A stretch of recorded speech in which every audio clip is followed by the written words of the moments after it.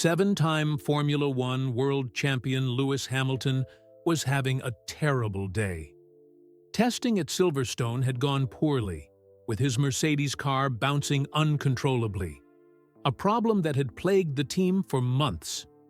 Frustrated and hungry, he pulled into a McDonald's near the circuit, not knowing this random stop would change multiple lives forever. As Lewis waited for his order, he noticed something unusual. The young man at the counter was sketching what appeared to be a detailed F1 car, design on the back of a receipt. Not just any doodle, but complex aerodynamic drawings with mathematical notations, the very solutions Mercedes engineers had been struggling to find. Rain pounded on the roof of Lewis Hamilton's black Mercedes AMG GT road car as he drove along the country roads near Silverstone. The windshield wipers swished back and forth, fighting against the heavy downpour. Lewis sighed, tapping his fingers on the steering wheel. Testing hadn't gone well today. Bouncing again, he muttered to himself, thinking about how his Formula One car had performed. The Mercedes W15 was still having problems with porpoising, the car bouncing up and down on the straights. It was the same issue the team had struggled with for the past 2 seasons. Lewis checked the time on the dashboard, 7:36 p.m. Most of the team had already left the track, heading back to the factory in Brackley. But Lewis had stayed late, talking with his race engineer Bono about what wasn't working with the car. His stomach growled. Lewis realized he hadn't eaten since a quick lunch almost 8 hours ago. "Need to find something," he said, peering through the rain for any signs of food along the road. The familiar golden arches of McDonald's appeared through the gloomy evening, its bright lights a beacon in the gray weather. Lewis normally stuck to his strict diet, but today had been tough. Sometimes comfort food was what you needed on a bad day. Just this once, he told himself, turning into the parking lot. The restaurant wasn't busy. Just a few tables were filled. A family with 2 young children, an elderly couple, and a truck driver hunched over his meal. Lewis pulled his black hoodie up over his head as he got out of the car. He wasn't trying to hide exactly, but he didn't want to cause a scene. Being a 7-time world champion meant people recognized him almost everywhere.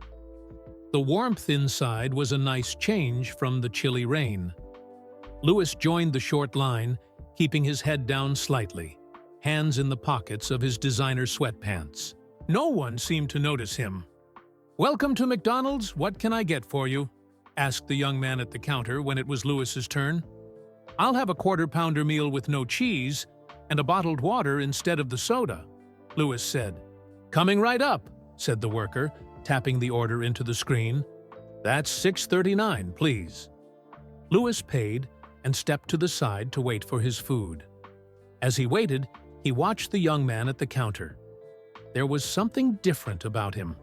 Between customers, instead of chatting with co-workers or checking his phone like the other staff, this worker was intensely focused on something he was drawing on the back of a receipt.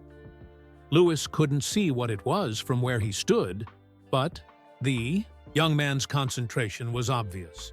His brow furrowed as he made precise lines with his pen, occasionally erasing something and redrawing it. "Order 157, called out another worker, sliding Lewis's tray across the counter. "Thanks," Lewis said, taking his food to a corner table where he could sit with his back to most of the restaurant. He unwrapped his burger and took a bite, enjoying the simple flavors that were so different from his usual carefully prepared meals. As he ate, Lewis found himself glancing over at the worker who had taken his order. The restaurant had gotten quieter, with only a few customers remaining. The young man was still drawing in between serving people. Lewis's curiosity grew. What was so important that this McDonald's worker would use every spare moment to work on it? From across the room, Lewis could now see that whatever he was drawing had lots of curved lines and what looked like mathematical notes scribbled around the edges. Finishing his meal, Lewis decided to get a coffee so he would have an excuse to go back to the counter. He approached just as the young man was adding what looked like small arrows to his drawing. "Could I get a black coffee, please?" Lewis asked. "Sure thing," the worker said, quickly sliding the paper he'd been drawing on under the counter before, turning to the coffee machine. But Lewis had caught a glimpse of the drawing. His eyes widened in surprise. It wasn't just any drawing. It was a detailed technical sketch of what looked exactly like an F1 car's underfloor design. And not just any design, but one with notes about airflow and ground effect, the very things his team was struggling with. "Here's your coffee," said the worker, turning back and handing Lewis the hot drink. His name tag read Malik. "Thanks, Malik," Lewis said. He hesitated, then added, "That's an interesting drawing you're working on." Malik's eyes widened in surprise. "Oh, you saw that?" His cheeks darkened slightly with embarrassment. "Just a hobby of mine. Probably seems weird to be drawing car stuff while working here." "Not weird at all," Lewis said. "Actually, it looked pretty detailed. Mind if I ask what exactly you were drawing?" Malik glanced around. His manager was in the back office, and there were no customers waiting. "It's a new concept for underfloor aerodynamics in F1 cars," he said, his voice becoming more animated. "With the new regulations, teams are struggling with porpoising. You know, when the car bounces on the straights?" Lewis nodded, trying not to smile at the fact that this McDonald's worker was explaining to him, Lewis Hamilton, a problem he was experiencing firsthand. "I think the solution is in how we channel the air through these Venturi tunnels," Malik continued, pulling out his drawing again. "See? If we adjust the shape here and add these strakes." He pointed to several lines on his detailed sketch. Lewis leaned closer, genuinely impressed. The drawing was incredibly sophisticated, showing a clear understanding of fluid dynamics and the current Formula One technical regulations. "This is really good," Lewis said honestly. "Where did you learn about this stuff?" "Taught myself mostly," Malik replied. "I studied engineering in university, but F1 aerodynamics has always been my passion. I've read every technical article and book I could find. Been watching F1 my whole life." He smiled sheepishly. "I know it's silly to work on these designs. While I'm here, but I just can't stop thinking about it." The door chimed as new customers walked in. Malik quickly folded his drawing and tucked it away. "I should get back to work," he said. "Thanks for being interested. Most people think I'm weird for being so into the technical side of racing." Lewis nodded, raising his coffee in a small salute. "Not weird at all. It's passionate people who change the world of racing." As Lewis returned to his table, his mind was racing faster than his car ever could. There was something special about Malik, a raw talent and passion that reminded Lewis of himself when he was younger.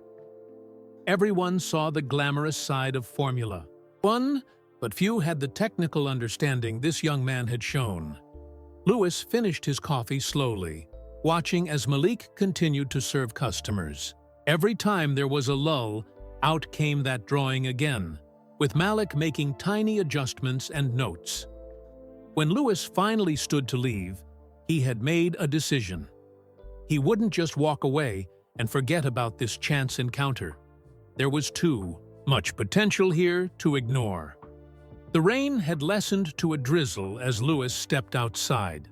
He pulled his phone from his pocket and opened his contacts, scrolling until he found the name he wanted.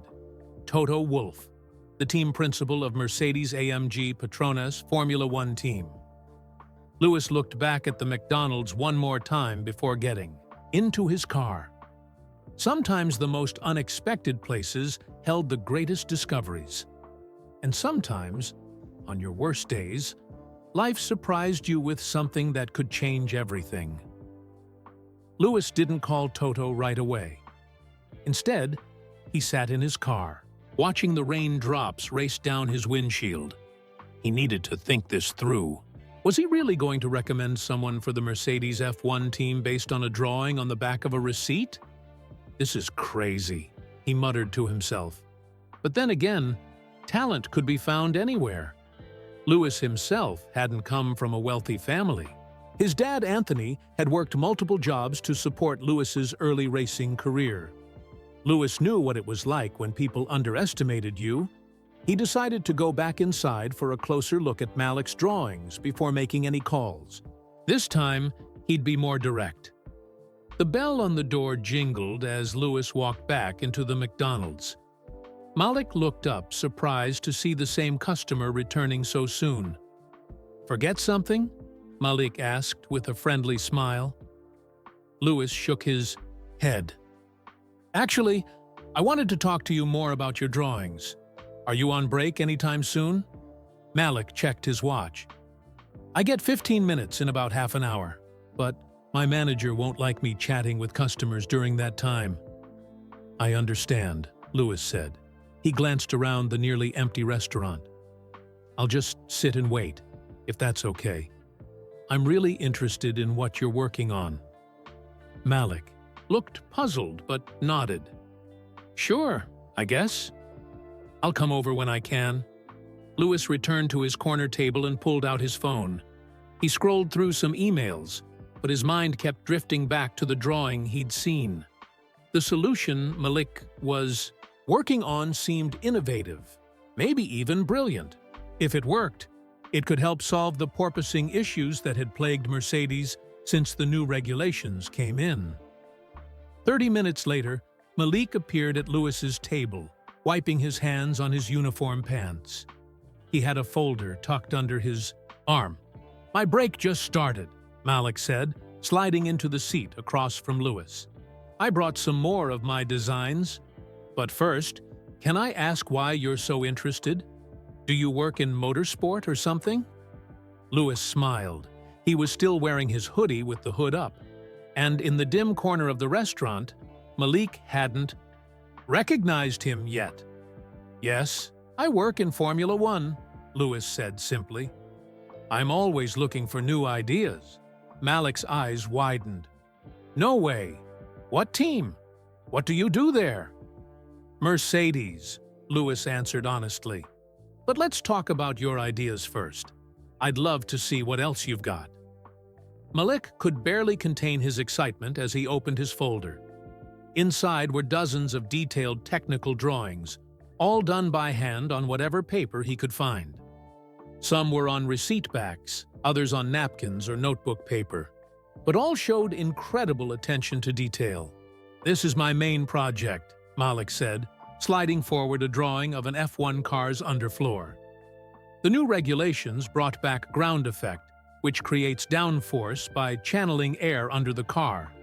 But the problem is, when the downforce gets too strong, it pulls the car to the ground. Then the floor seals completely, the downforce disappears, and the car bounces up. Then the cycle repeats. Lewis nodded, impressed by Malik's clear explanation. "My idea is to add these channels here," Malik continued, pointing to his drawing. "They would let a controlled amount of air escape when the pressure gets too high, acting like a pressure release valve. It would stop the bouncing while keeping most of the downforce." "Have you tested this?" Lewis asked, studying the drawing. Malik laughed. "How would I test it?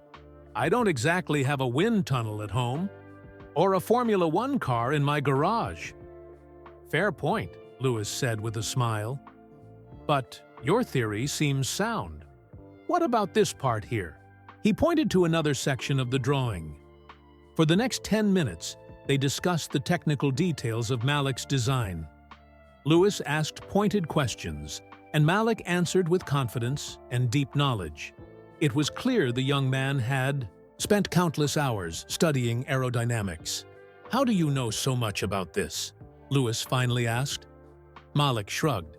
"I've been obsessed with F1 since I was a kid. Started watching with my dad when I was 5. We'd watch every race together." His face grew more serious. "When I got older, I realized I wanted to understand how the cars actually worked. So I started studying. I got my degree in mechanical engineering, but what? Malik sighed. But it's nearly impossible to get into F1 without connections. I've applied to every team on the grid. Multiple times. Never even got an interview. He gestured around at the McDonald's. So here I am. Lewis felt a twinge in his chest.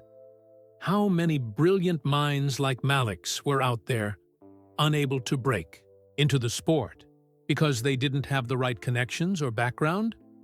May I take a photo of some of these designs? Lewis asked. Malik hesitated for just a moment, then nodded. Sure, why not? Maybe you could show them to someone at Mercedes, who might actually listen. He laughed, but there was a hint of sadness behind it. Though I doubt Adrian Newey is losing sleep over competition from a guy working the drive-thru. Lewis took out his phone and carefully photographed several of Malik's most detailed drawings. You never know who might see potential in these, Lewis said. Sometimes opportunities come from unexpected places. I'd better get back to work, Malik said, checking his watch. Break's over, but thanks for taking an interest. It means a lot to have someone who understands this stuff actually look at my work. As Malik gathered his drawings, a receipt fell to the floor. Lewis picked it up and was about to hand it back when he noticed the small sketch in the corner. It was a perfect drawing of his helmet design, the one he was using this season. You're a fan? Lewis asked, pointing to the helmet. Malik nodded enthusiastically. Huge fan, especially of Lewis Hamilton. Been following him since his McLaren days. The way he rose from a normal background to become the greatest ever. It's inspiring. Malik took the receipt back, looking at his own drawing of the helmet. Hamilton shows that it doesn't matter where you come from. What matters is talent and hard work. I just wish the F1 world was as meritocratic as people think it is. Lewis felt a lump forming in his throat. Here was someone who admired him, who had been inspired by his journey, yet didn't even recognize him sitting right across the table. I'd better let you get back to work, Lewis said, standing up. But Malik, don't give up on your dreams. You've got real talent. Thanks, Malik said with a smile. Maybe someday I'll design a car part that helps Lewis Hamilton win a race. He laughed at the seemingly impossible thought. That would be something, wouldn't it? Yes, Lewis said quietly. That would definitely be something. As Lewis walked out to his car, he no longer felt unsure about his next move. He pulled out his phone and dialed Toto's number. Lewis, everything okay? Toto answered, his Austrian accent clear even through the phone. Toto, I've just met someone interesting, Lewis said. Someone I think could help us with our floor problems. Who? One of the Silverstone engineers? Lewis looked back at the McDonald's one last time. Through the window, he could see Malik back at work, serving a customer with a smile. Not exactly, Lewis replied, but I need you to trust me on this one. It might sound crazy at first. As rain continued to fall gently around him, Lewis began to tell Toto about the engineering genius he had discovered working behind the counter. At McDonald's, you found an F1 engineer. At McDonald's? Toto's voice was heavy with doubt. Not an F1 engineer yet, Lewis clarified, watching raindrops slide down his car window. But someone who could be. Someone who should be. Lewis, Toto said with a sigh, I know testing hasn't gone well, but this isn't like you. We have a building full of the best engineers in the world. Just look at the photos I'm sending you. Lewis insisted, tapping his phone to send the pictures of Malik's drawings. This guy understands our porpoising problem better than some of our own team, and he came up with solutions I haven't heard anyone at the factory suggest. There was silence on the line as Toto presumably looked at the images. Lewis waited, drumming, his fingers on the steering wheel. These are interesting, Toto finally admitted. But they're drawings on receipts and napkins, Lewis. Not exactly professional. When I was a kid racing go-karts, my dad couldn't afford proper tools, Lewis reminded him. He made do with what he had. This guy is doing the same thing. He has the talent, but not the opportunity. Another long pause followed. Lewis knew Toto was conflicted. The team principal was under immense pressure to get Mercedes back to winning. Waze. What's his name? Toto asked eventually. Malik Johnson. He's working the evening shift at the McDonald's near Silverstone. Fine. I'll have HR look into his background, Toto conceded. But Lewis, don't get your hopes up, and don't promise this young man anything yet. Thank you, Toto, Lewis said, a smile spreading across his face. I've got a good feeling about this. After ending the call, Lewis didn't drive away immediately. He sat watching the McDonald's, thinking about Malik. What was his full story? How did someone with so much knowledge and passion end up here? Lewis made a decision. He pulled his hood down, revealing his face fully for the first time. Then he walked back into the restaurant. The place was even quieter now, with only one elderly couple finishing their meal. Malik was wiping down a table when Lewis approached him. "Oh, hello again," Malik said brightly, then froze mid-wipe as he finally got a good look at Lewis's face. His eyes widened, and the cleaning cloth dropped from his hand. You're Lewis Hamilton?" Lewis smiled. "Yes. Sorry I didn't introduce myself properly before." Malik's mouth opened and closed several times before he managed to speak. "I've been talking to Lewis Hamilton about aerodynamics."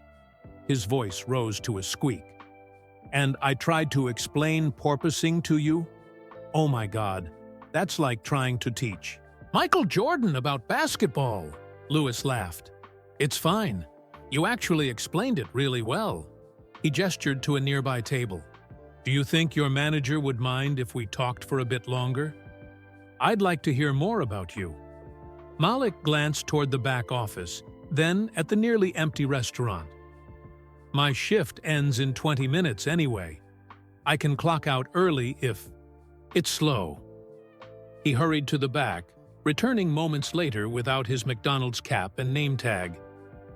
"My manager nearly fainted when I told her Lewis Hamilton wanted to talk to me. She said to take as long as I need."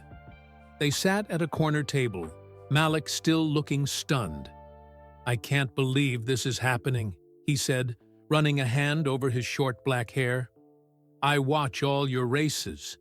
I've studied every car you've ever driven. I'm just another driver trying to win races," Lewis said modestly. "But I'm curious about you, Malik. Tell me your story. How did you learn so much about F1 engineering?" Malik took a deep breath, collecting himself. "I grew up in Birmingham. It was just me and my mom after Dad left when I was 6. We didn't have much money, but we had a small TV. That's where I watched you win your first championship in 2008. I was 7 years old." Lewis nodded, remembering that dramatic final race in Brazil where he'd won his first title by a single point on the last corner of the last lap. "Something about the cars fascinated me," Malik continued. "Not just the speed, but how they worked. I started reading everything I could find about F1 technology. My mom noticed and bought me secondhand books about engineering for my birthdays, even though we couldn't really afford them." "She sounds wonderful," Lewis said. "She is.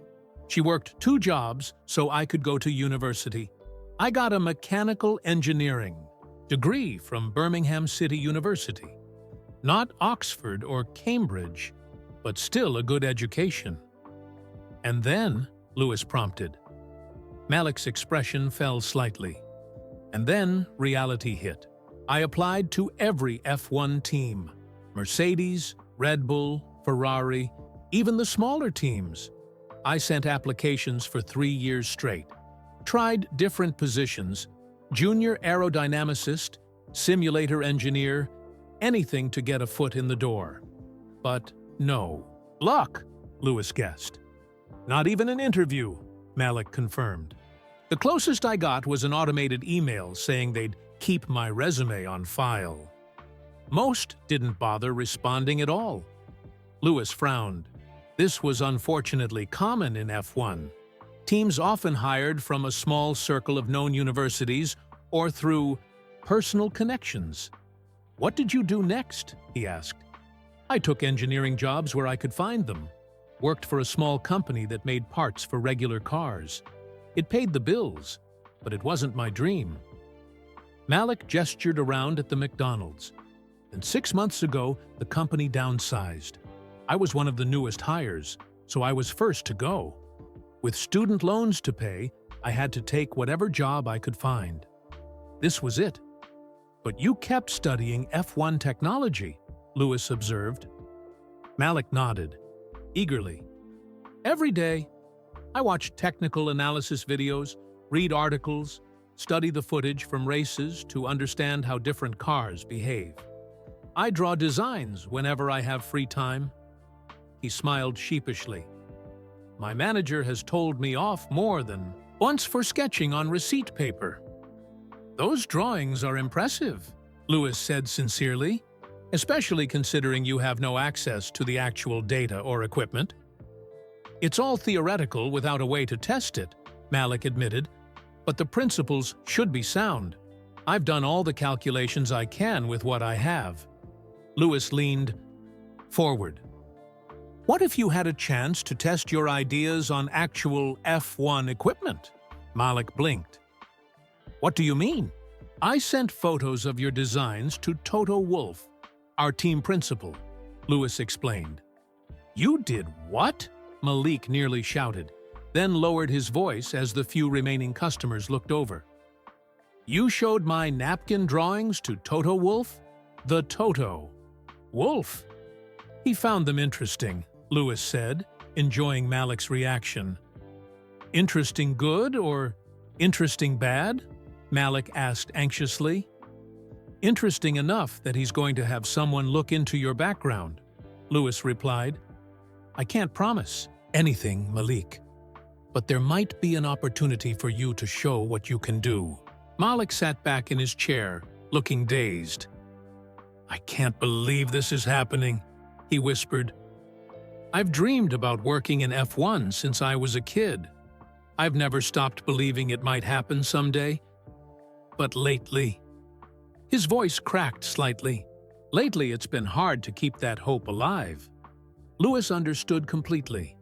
He'd seen too many talented people give up on their dreams because the doors kept closing in their faces. "Hope is what keeps us going," Lewis said.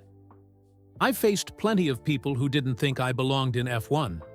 People who thought someone from my background couldn't make it in this sport. But you proved them all wrong," Malik said with admiration. "With help," Lewis emphasized. "My dad worked multiple jobs. McLaren supported me through their young driver program. Ron Dennis took a chance on me." He looked Malik directly in the eyes. "Sometimes all it takes is one person who sees your potential." Tears welled up in Malik's eyes, but he quickly blinked them away. "Even if nothing comes of this," he said, his voice thick with emotion, "the fact that Lewis Hamilton took the time to look at my work and thought it was good enough to show Toto Wolff, that means everything." Lewis smiled. "Let's see what happens. Next, can I get your phone number? I'll need a way to contact you." As Malik excitedly entered his number into Lewis's phone, Lewis thought about the journey ahead. Getting Malik a chance would be just the first step. The F1 world could be harsh and unwelcoming to outsiders, but Lewis had faced those barriers himself and broken through them. He could help Malik do the same. "I should go," Lewis said, standing up. "But Malik, whatever happens, don't stop drawing those designs. Don't stop believing." "I won't," Malik promised, his eyes shining with renewed determination. "Thank you, Lewis, for everything. As Louis walked to his car, the rain had stopped completely. The clouds were breaking apart, revealing patches of clear evening sky. It felt like a good sign. He started his car and took one last look at the McDonald's. Through the window, he could see Malik standing there, looking slightly stunned, as if he couldn't believe what had just happened. Louis smiled to himself. Sometimes the darkest days led to the brightest opportunities. His disappointing test session had led him to this McDonald's, to Malik. And who knew? Maybe this chance encounter would change both their lives in ways neither of them could imagine. With that thought, Louis pulled away from the restaurant and headed home, already planning his next steps to help a brilliant young engineer finally get his shot at Formula One. The next morning, Louis woke up early in his home near Brackley. The memory of his encounter with Malik was still fresh in his mind. He checked his phone to find a message from Toto. "We looked into your McDonald's engineer. Call me." Louis hit the call button immediately. "Morning, Toto," Louis said when the Austrian answered. "What did you find out about Malik?" "Good morning, Louis," Toto replied. "HR did some digging. His story checks out. Mechanical engineering degree with top grades.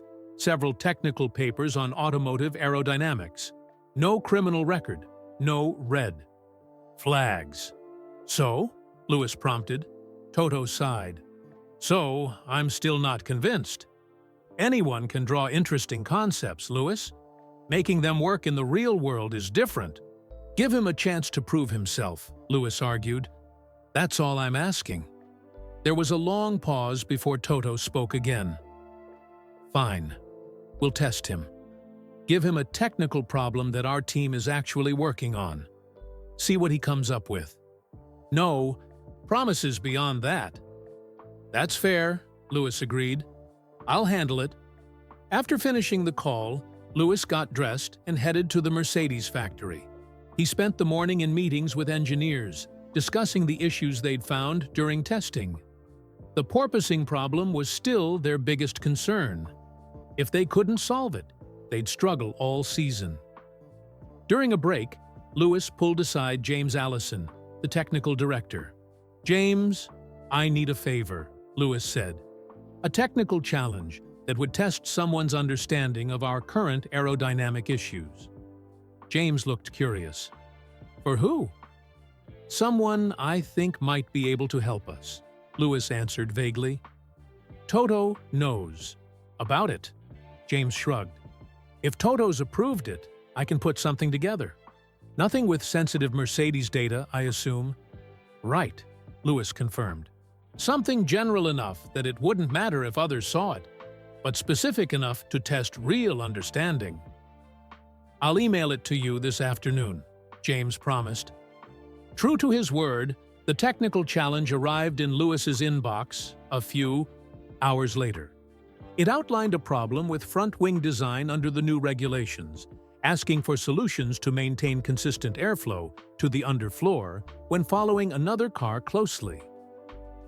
Louis printed the document, careful to remove any Mercedes branding, and placed it in a plain envelope. Then he headed back toward Silverstone. It was just after 6 p.m. when Louis arrived at the McDonald's. He wore a simple black cap and sunglasses this time, but didn't try too hard to hide. After yesterday, there was no point. Malik was at the counter, again. His eyes widened when he spotted Louis, but he maintained his professional demeanor as he served the customer ahead of Louis. When it was Louis's turn, Malik couldn't contain his excitement. "You came back," he whispered, leaning forward over the counter. "My manager thinks I made up meeting you yesterday." Louis smiled. "Well, I'm here again. When's your break?" "I can take it now," Malik said eagerly. "It's not busy." 5 minutes later, they were sitting at the same corner table. Malik couldn't stop grinning. "I didn't sleep at all last night," he admitted. "I kept thinking I dreamed the whole thing." "It was real," Louis assured him. "And I brought something for you." He slid the envelope across the table. Malik opened it carefully and read the first page. His expression changed from excitement to serious concentration as he absorbed the technical challenge. This is about controlling airflow to the underfloor when in dirty air, he noted. A big problem with the new regulations. Exactly, Lewis said. Our team is working on this very issue. I want to see your approach. Malik looked up, his eyes wide. Is this some kind of test? Yes, Lewis answered honestly. Toto is interested in your ideas, but he needs more than drawings on receipt paper to be convinced. Malik nodded slowly, understanding the gravity of the opportunity. How long do I have? Take a week, Lewis suggested. I know you're working here, so you can't rush it. I'll do it faster, Malik said with determination. 3 days. I'll work on it after my shifts. Don't rush quality, Lewis cautioned. This could be important. Malik carefully put the papers back in the envelope. I won't let you down, Lewis. I promise. I know you won't, Lewis said with confidence. Now, do you have any other designs to show me? I'd like to understand more about how you think. Malik's face lit up. I've got plenty more. He reached under the counter and pulled out a worn folder. I keep these here because I work on them during breaks. As Malik opened the folder, Lewis was amazed by the collection inside. There were dozens of technical drawings, all meticulously detailed. Some were on proper paper, others on whatever Malik could find. Napkins, flyers, even a pizza box. This one's my design for a new DRS system, Malik explained, showing Lewis a drawing of a rear wing with unusual flap arrangements. It would give better efficiency in cornering while still providing drag reduction on straights. Lewis studied it with genuine interest. This is innovative. Have you calculated the potential gains? About 7% improved downforce in high-speed corners with DRS closed, based on my calculations, Malik said. But I'd need computational fluid dynamics to confirm. For the next 15 minutes, Malik showed Lewis drawing after drawing. There were designs for brake cooling systems, suspension elements that could help manage tire wear, and even radical concepts for energy recovery systems. What impressed Lewis most wasn't just the creativity of the designs, but the practical thinking behind them. Malik understood not only aerodynamics, but also how changes would affect other car systems. He considered manufacturing constraints and rule compliance. His thinking was comprehensive, just like the best engineers at Mercedes. These are seriously impressive, Malik, Lewis said sincerely. How long have you been working on all this? Years, Malik admitted. Even when I had that other engineering job, I spent evenings and weekends on F1 designs. My ex-girlfriend used to joke that I was married to Formula One, not her. He smiled ruefully. Turns out she wasn't really joking, Lewis laughed. I know that feeling. Racing has cost me relationships too. Worth it though, right? Malik asked. For me it was, Lewis answered. What about you? All these hours of work, with no guarantee it would lead anywhere. Malik looked down at his drawings. Still, worth it. This is what I love. Even if I'm just drawing on napkins at McDonald's, I'd rather be thinking about F1 aerodynamics than anything else. Lewis felt a surge of respect for the young engineer. That kind of passion and dedication was rare. I should let you get back. To work? Lewis said, standing up. I'll come back in a few days to see how you're doing with the challenge. As Malik gathered his drawings, a customer at the counter recognized Lewis. Soon, several people were asking for autographs and selfies. Lewis obliged them kindly, but kept glancing back at Malik, who was watching the scene with an amused smile. When the small crowd dispersed, Lewis approached Malik one last time. "Good luck with the challenge," he said quietly. "This could be the beginning of something big for you." Malik nodded, his expression turning serious again. "Thank you for this chance, Lewis. No matter what happens, I'll never forget that you believed in me." As Lewis left the restaurant, he felt more certain than ever that he'd discovered something special. A brilliant mind that the F1 world needed. Now, he just had to convince everyone else at Mercedes to see what he saw. The next few days were busy for Lewis. He had simulator sessions at the Mercedes factory, meetings with engineers, and training with his physiotherapist. But his thoughts kept drifting to Malik and the challenge he'd given him. On Thursday morning, Lewis's phone buzzed with a text message from Malik. "Finish the challenge. When can I give it to you?" Lewis was surprised. Malik had completed the task in just 2 days, not the 3 he'd promised, or the week Lewis had suggested. Either Malik had rushed it, or he'd worked on it non-stop. "I'll come by tonight after your shift," Lewis texted back. Later that evening, Lewis arrived at the McDonald's just as Malik was finishing work. They met in the parking lot, away from curious eyes. "You look tired," Lewis said, noticing the dark circles under Malik's eyes. Malik grinned despite his obvious exhaustion. "Haven't slept much. Couldn't stop working on this." He handed Lewis a folder. "I think I've found a solution." Lewis opened the folder and was immediately impressed. Inside were not just drawings and calculations, but a complete technical report. The pages were neatly organized, with clear sections addressing different aspects of the front wing problem. "This is thorough," Lewis said, flipping through the pages. "I wanted to do it right," Malik explained. "I started with understanding the problem from first principles. Then I created 3 possible solutions and analyzed the pros and cons of each. The final recommendation is on page 12. Lewis turned to that page and found a detailed concept that cleverly redirected airflow around the front wing to maintain consistent downforce even in turbulent air. It was innovative, yet practical.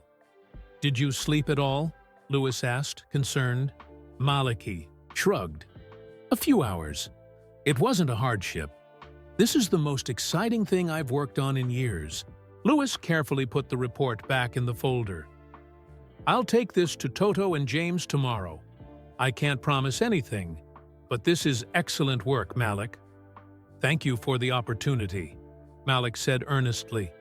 "Whatever happens next, this challenge made me feel like a real engineer again." The next morning, Lewis walked into Mercedes headquarters with Malik's folder tucked under his arm. He headed straight for Toto's office, finding both Toto and James Allison already there. "Is that our McDonald's engineer's response?" Toto asked, raising an eyebrow. "Yes," Lewis said, placing the folder on Toto's desk. "He finished it in 2 days. James looked skeptical. "That was fast. Let's see what he came up with." The 3 men spent the next 20 minutes reviewing Malik's work. James examined the technical drawings with a critical eye, occasionally nodding or making small sounds of interest.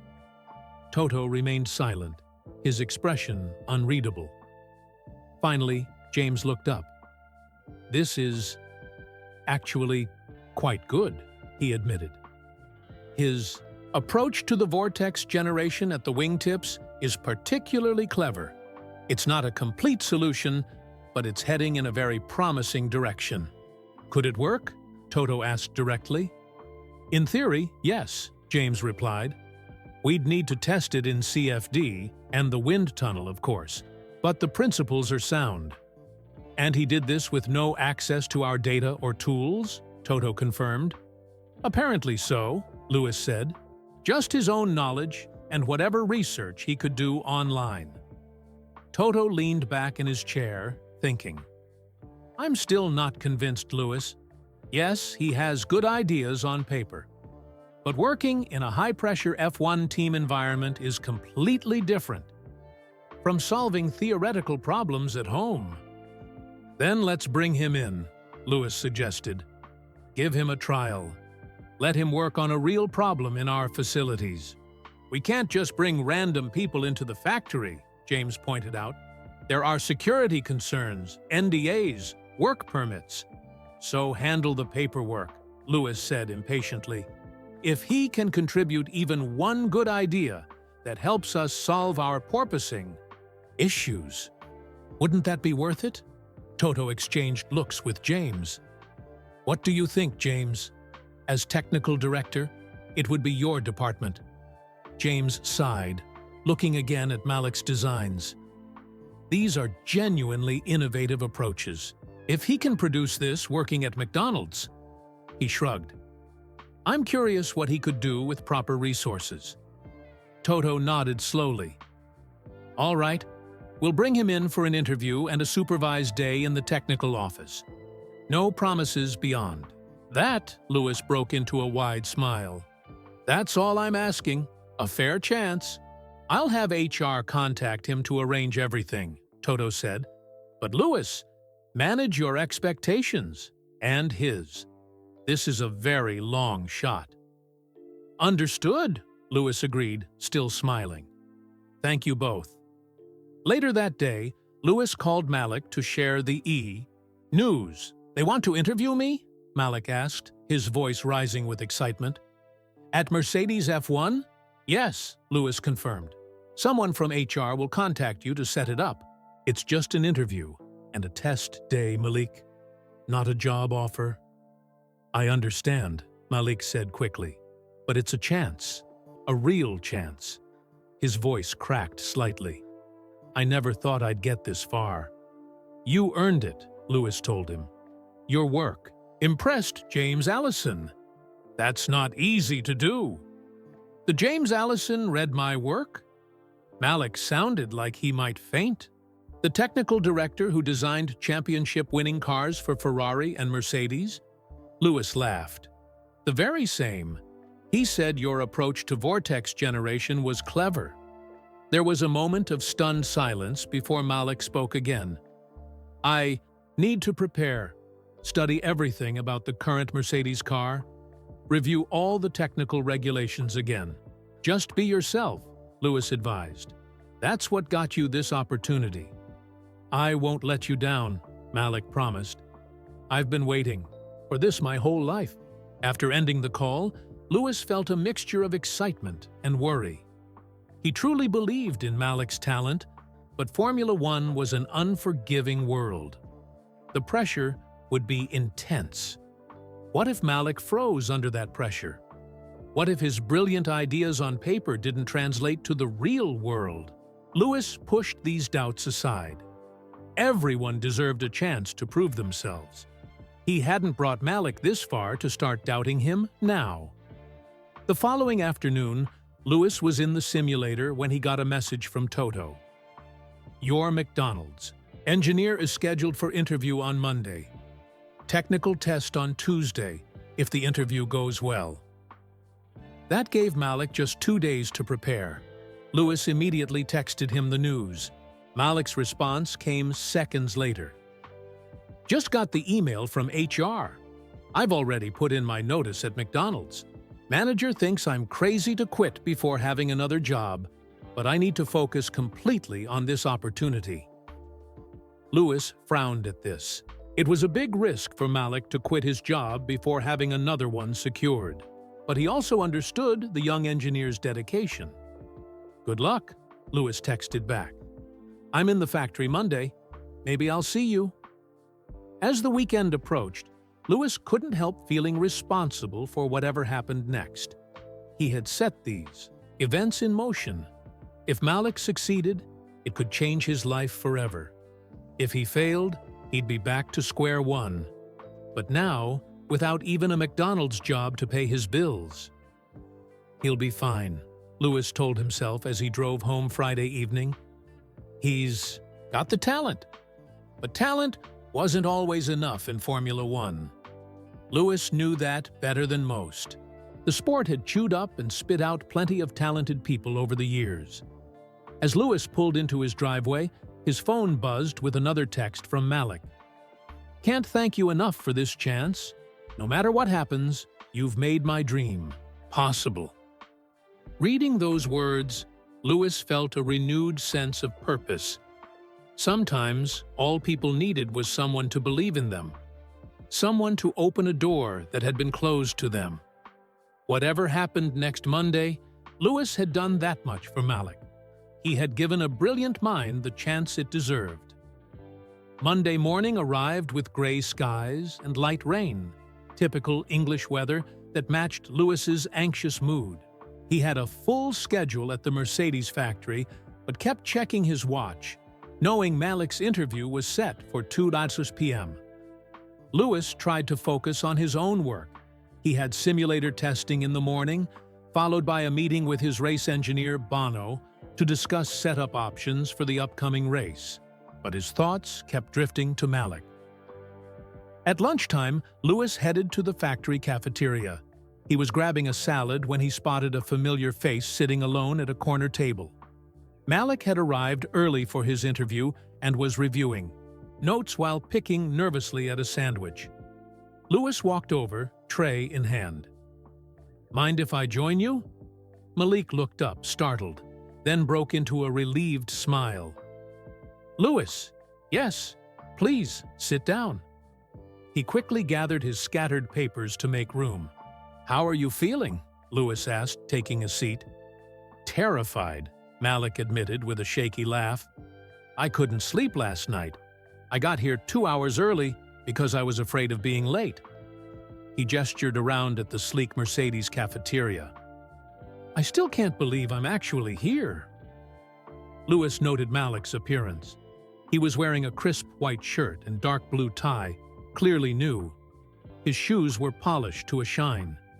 He had made every effort to look professional, though his nervousness was obvious from the way he kept adjusting his tie. "You'll do great," Lewis assured him. "Just be yourself. Show them what you showed me." "What if they ask me something I don't know?" Malik worried. "These people have been working in F1 for years." "Then be honest," Lewis advised. "Say you don't know, but would like to learn." "Nobody knows everything, Malik. Even the best engineers are always learning." Malik nodded, taking a deep breath. "You're right. I've studied everything I could about this year's car and the regulations. The rest is up to fate." They chatted while they ate, with Lewis deliberately keeping the conversation light to help Malik relax. It seemed to work.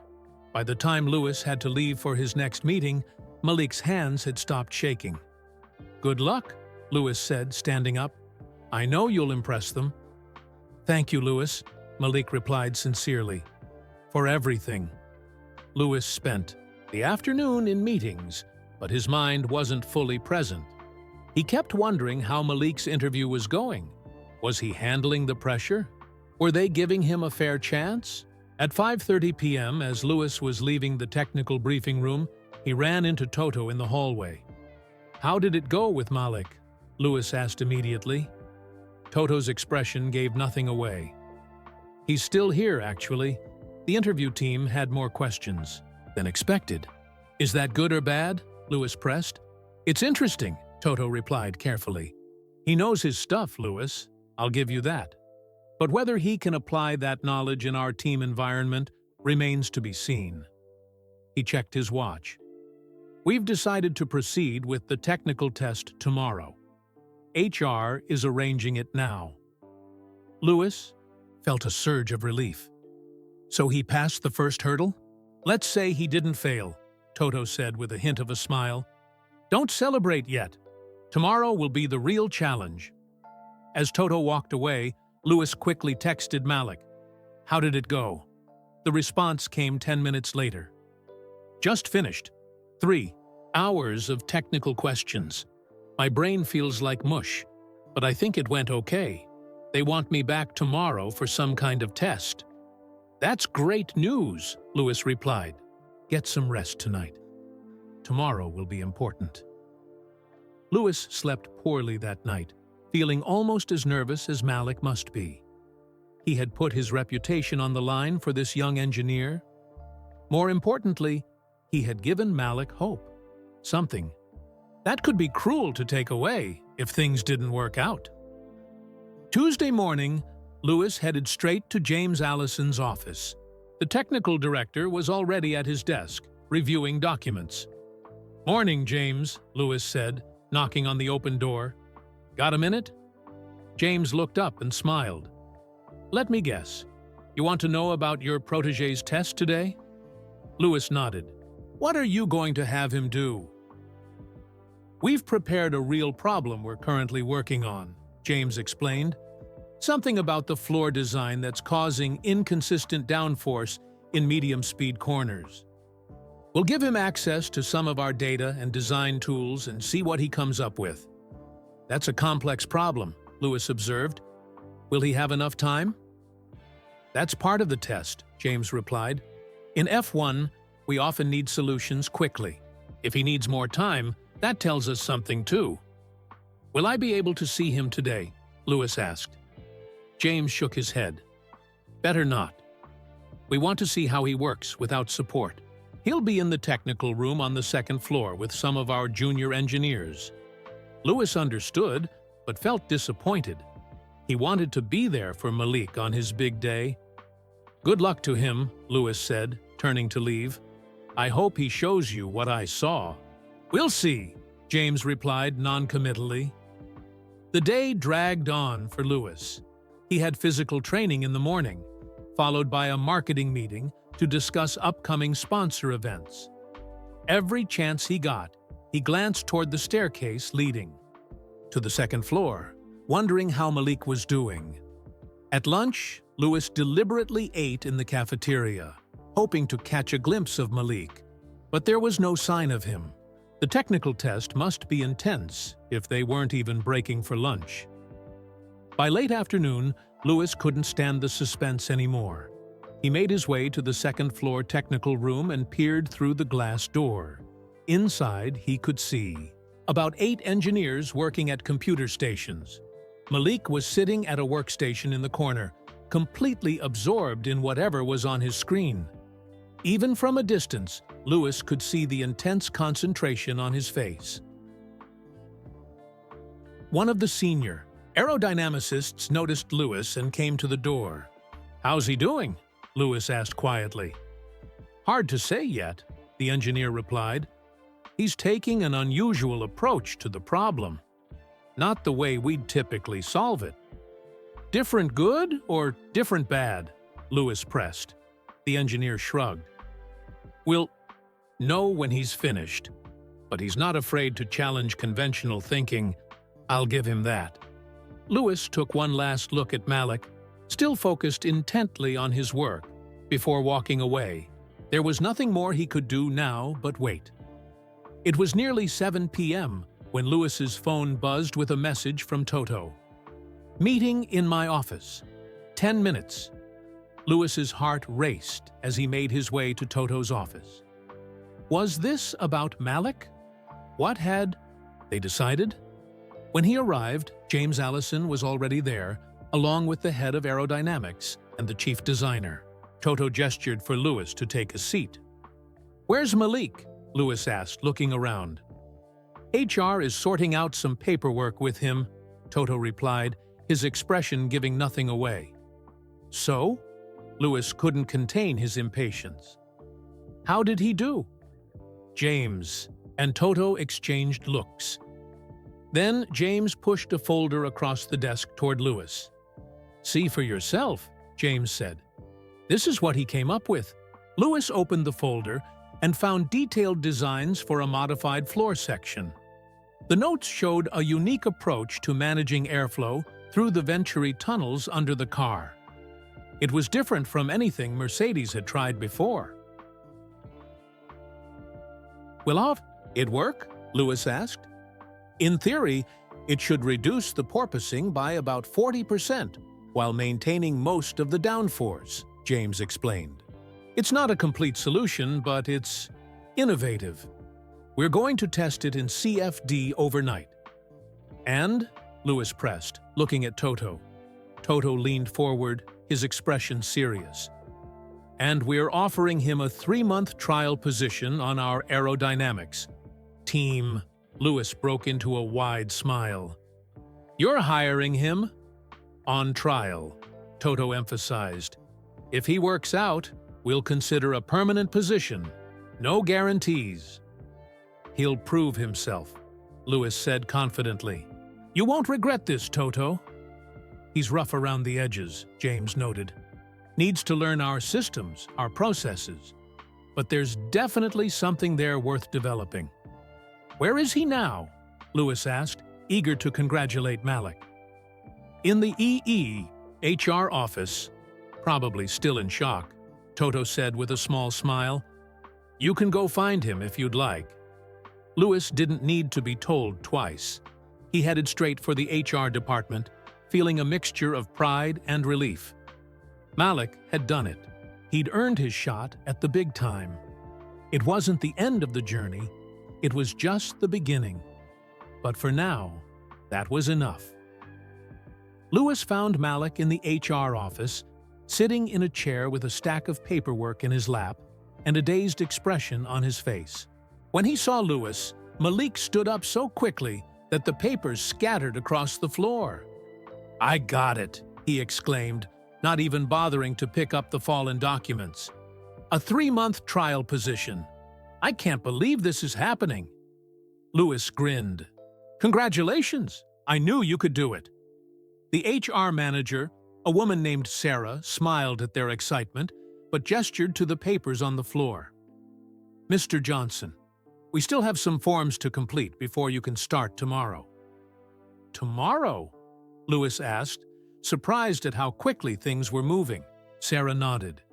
"Mr. Wolf wants him to begin immediately. We're expediting the onboarding process."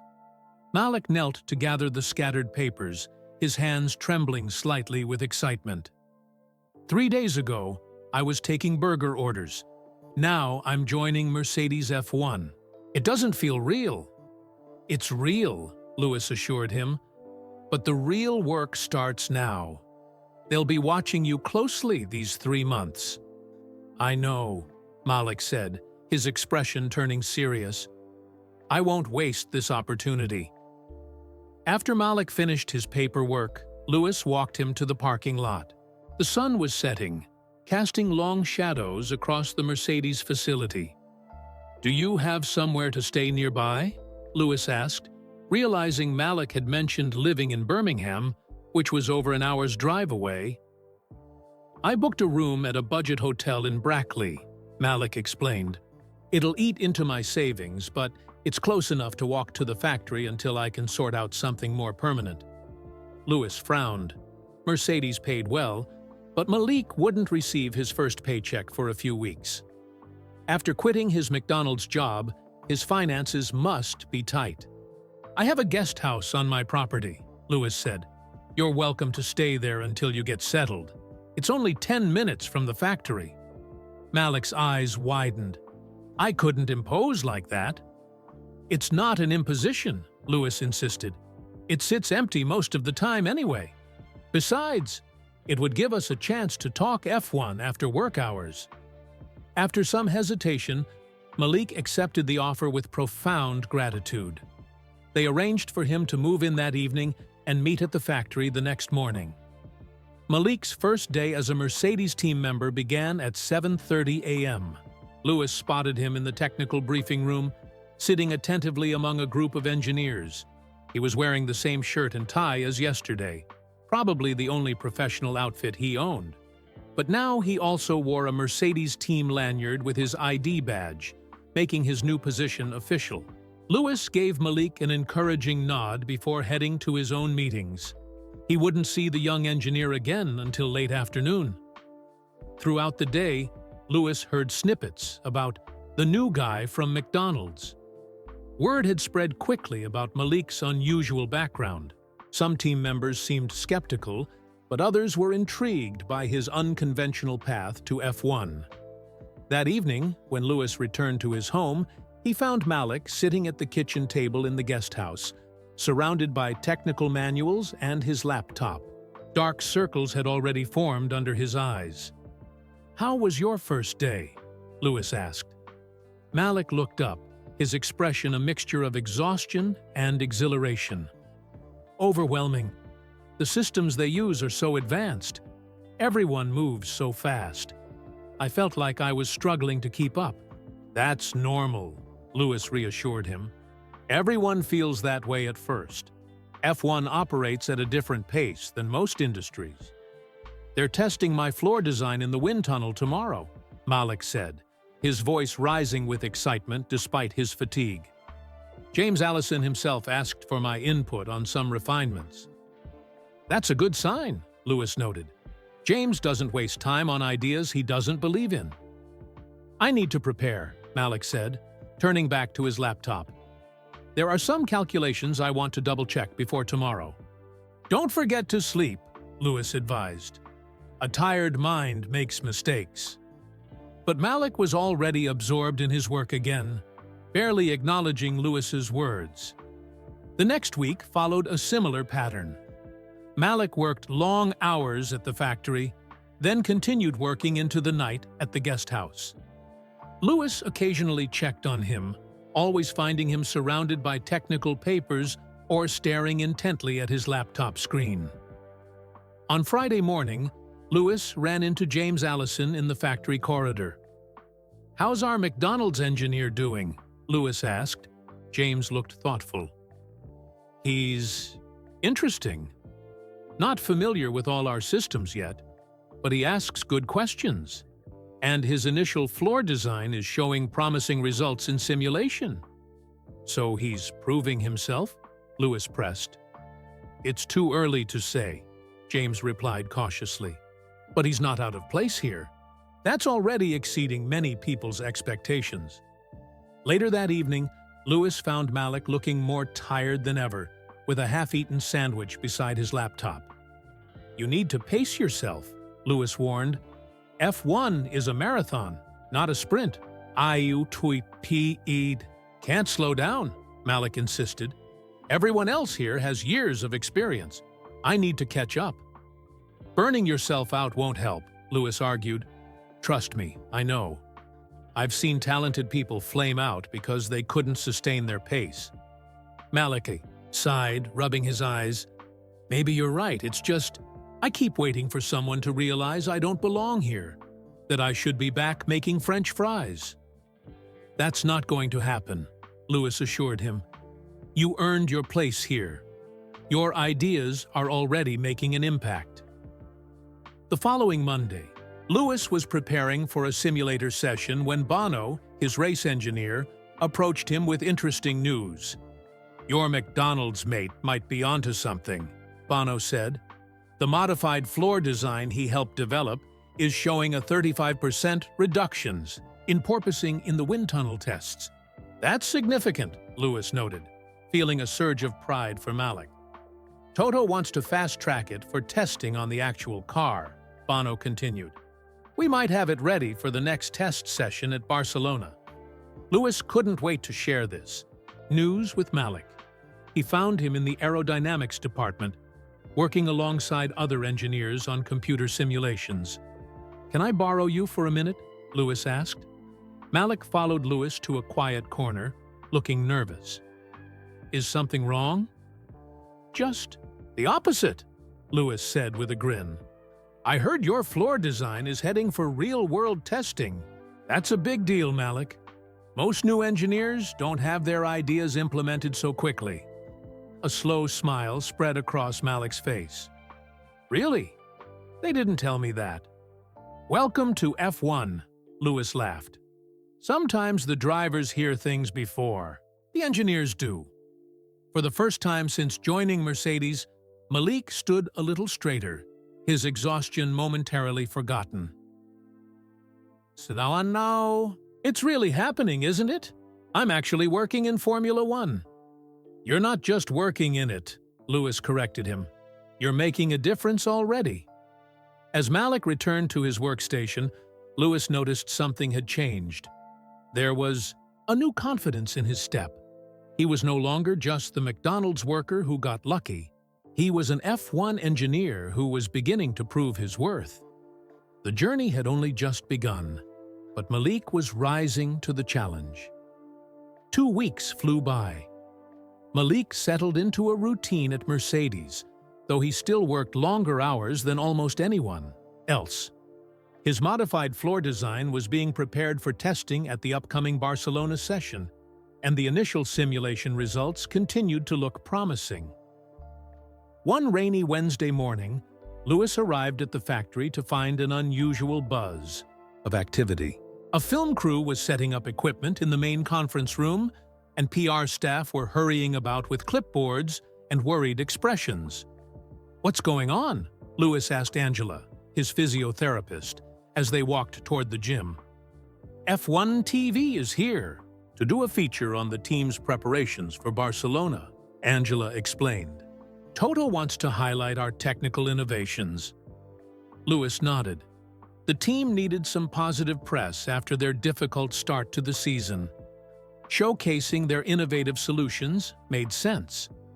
Later that morning, Lewis was heading to a meeting when he passed the conference room. Through the glass walls, he could see Toto speaking with James Allison and the film crew. To his surprise, Malik was also there, looking extremely uncomfortable in his now familiar shirt and tie. Lewis changed direction and slipped into the room, standing at the back to observe. "We're always looking for fresh talent and innovative thinking," Toto was saying to the interviewer. "Sometimes that comes from unexpected places." The interviewer, a well-known F1 reporter named Natalie, nodded. "I understand you have a new team member with an unusual background."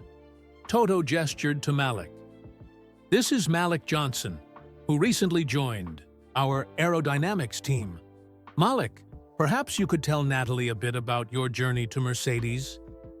Malik's eyes widened with panic. He clearly hadn't expected to be put on the spot for an interview. He glanced around the room and caught sight of Lewis, who gave him an encouraging nod. Malik took a deep breath. 3 weeks ago, I was working at McDonald's." The interviewer's professional smile faltered for a moment. "Excuse me?" "It's true," Malik continued, gaining a bit more confidence. "I have an engineering degree, but I couldn't get an F1 team to even interview me. After being laid off from another engineering job, I took work at McDonald's to pay the bills." "That's quite unusual," Natalie said, clearly intrigued. "How did you go from taking food orders to working for Mercedes F1? Malik smiled. "Lewis Hamilton came in for a burger." Now the interviewer looked completely confused. She glanced at Toto, who nodded confirmation. "Lewis noticed some technical drawings I was working on during my breaks," Malik explained. "F1 aerodynamics has always been my passion. I studied it constantly, even while working at McDonald's." The interview continued, with Malik gradually becoming more comfortable. He explained how Lewis had arranged for him to be tested by the team and how he was now working on solutions to improve the car's performance. "So your ideas are actually being implemented on the Mercedes car?" Natalie asked. "Some of them, yes," Malik replied modestly, "as part of a team effort, of course." When the interview ended, Natalie turned to her producer. "This is gold," she said quietly, but Lewis overheard. "From McDonald's to Mercedes. Viewers will love this." Lewis approached Malik, who looked drained from the experience. "You did great," he assured him.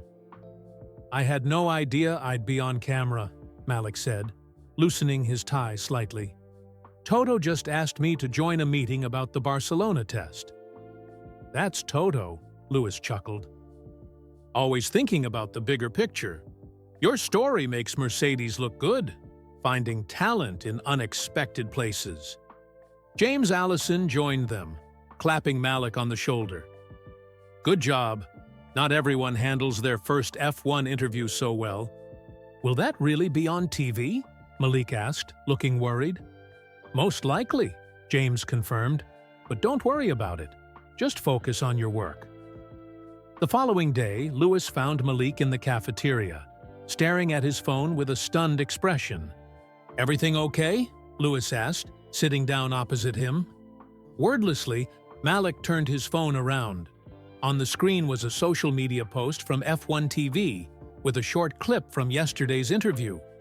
The caption read, "From flipping burgers to designing." F1 cars, the incredible journey of Mercedes' newest engineer. Full feature coming tomorrow? "It's already got over 1 million views," Malik said quietly. "My mom called me crying. She saw it on the news." "Welcome to the public side of F1, Lewis said. "It's not just about the technical work." "I didn't get into this for attention," Malik protested. "I just love the engineering." "I know," Lewis assured him, "but your story is inspiring. It shows that talent can come from anywhere." The next day, the full feature aired on F1 TV and was quickly picked up by other sports networks. By that evening, Malik's journey from McDonald's to Mercedes had become a viral sensation. Make F1 Engineer was trending on social media, with people sharing their own stories of unexpected career paths. Malik tried to ignore the attention and focus on his work, but it wasn't easy. Other team members would show him memes and supportive messages from fans. Some even brought him McDonald's food as a joke. "How are you handling the spotlight?" Lewis asked him that weekend, finding Malik still working in the guest house. "It's weird," Malik admitted. "I've had job offers from 3 other teams since the interview aired." Lewis raised his eyebrows. "Are you considering them?" "No way," Malik said firmly.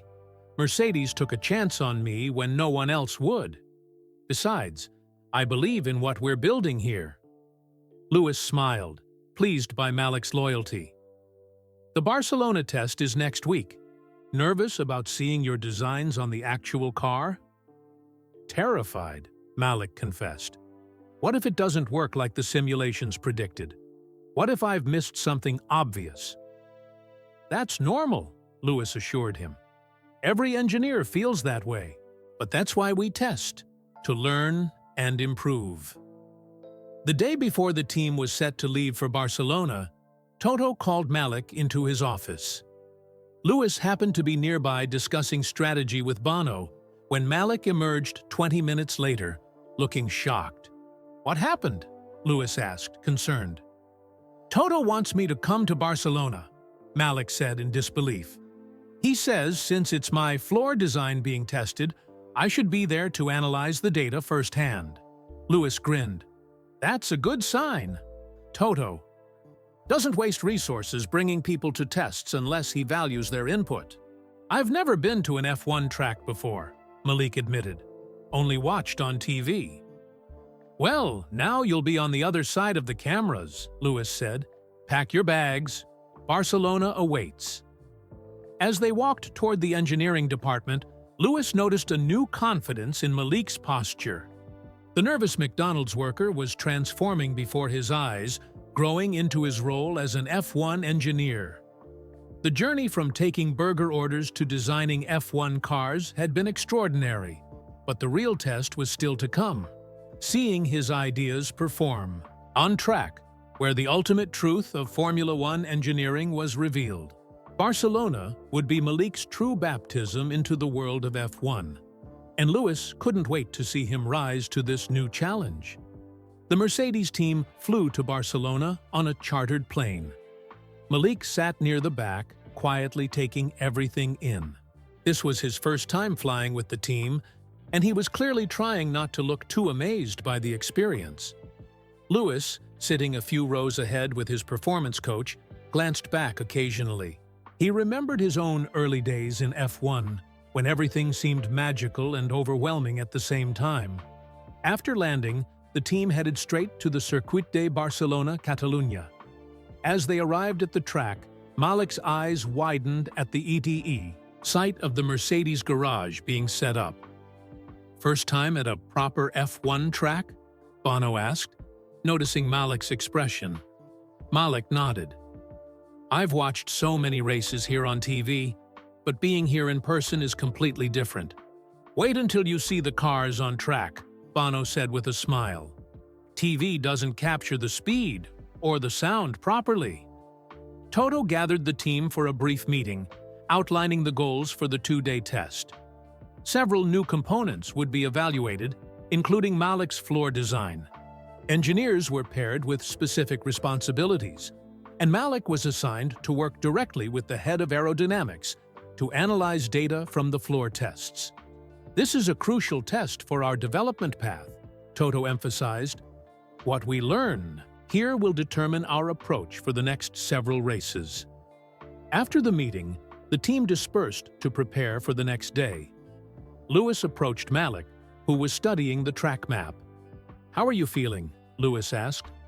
"Like I don't belong here," Malik admitted quietly. "Everyone else knows exactly what they're doing, where they should be. I feel like I'm just pretending to be an F1 engineer." "That's imposter syndrome," Lewis told him.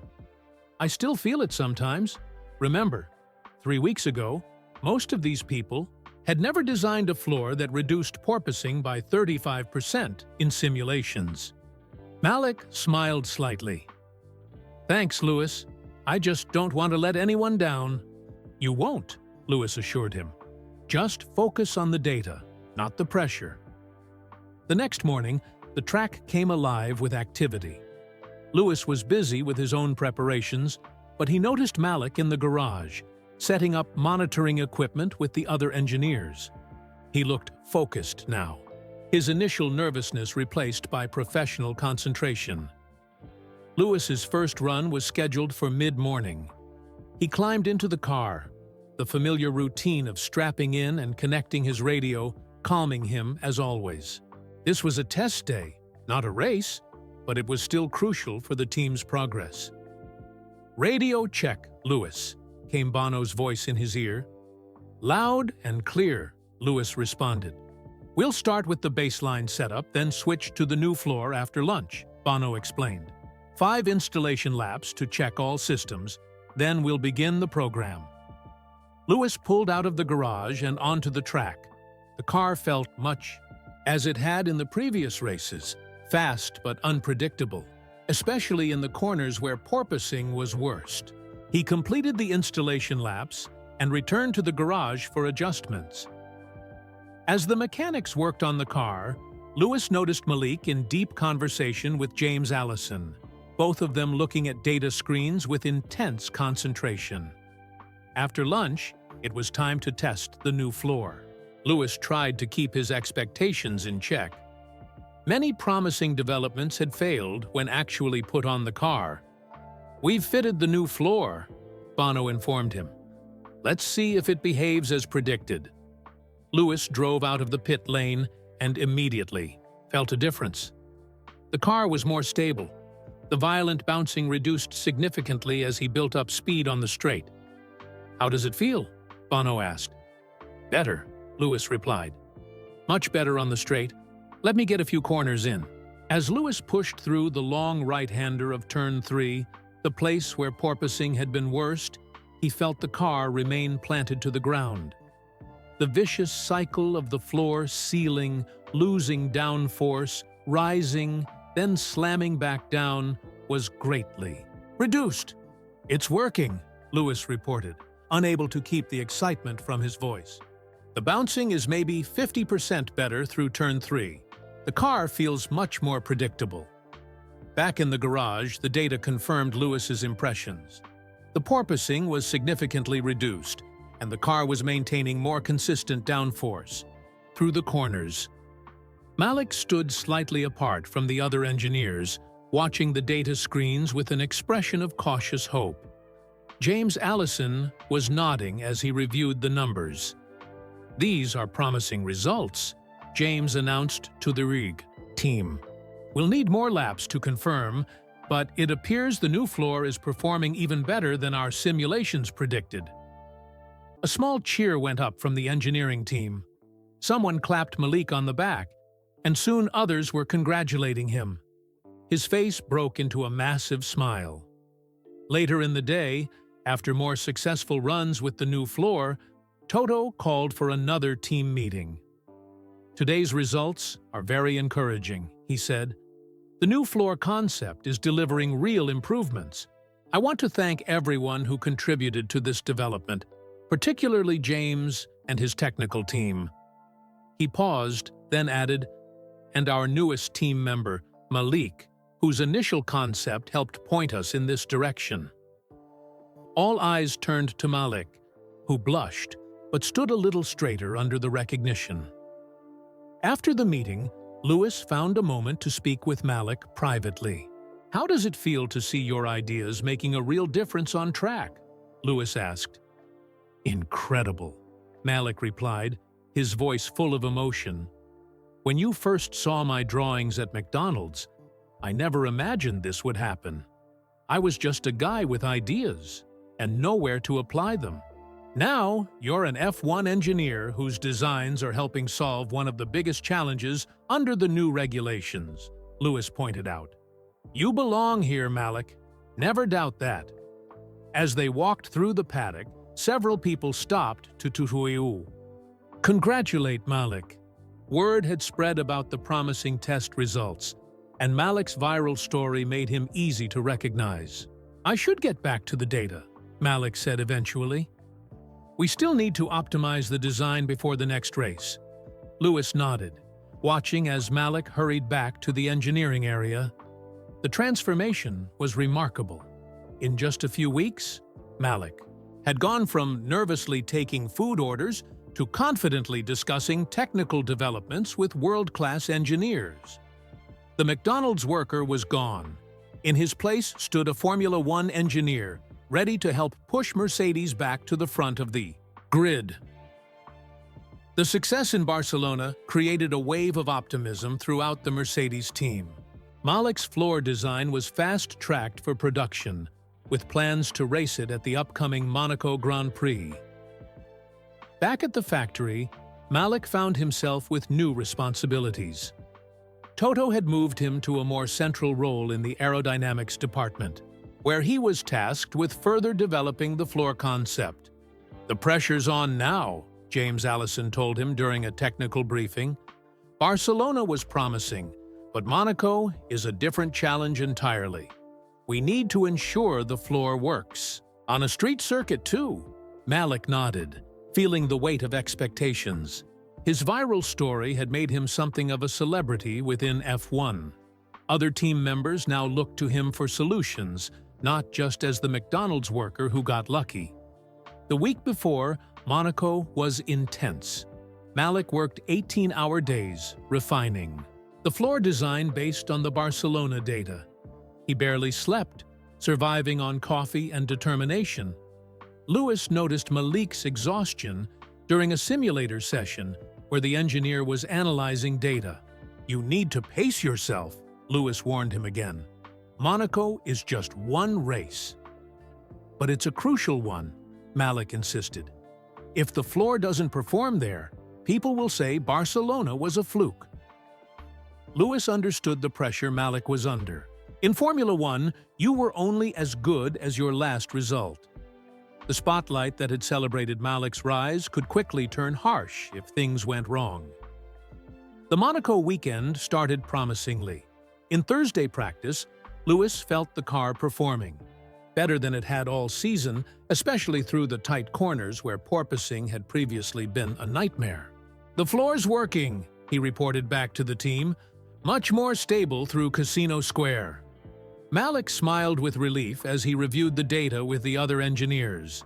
His design was holding up under real racing conditions, but Formula One rarely offered simple success stories.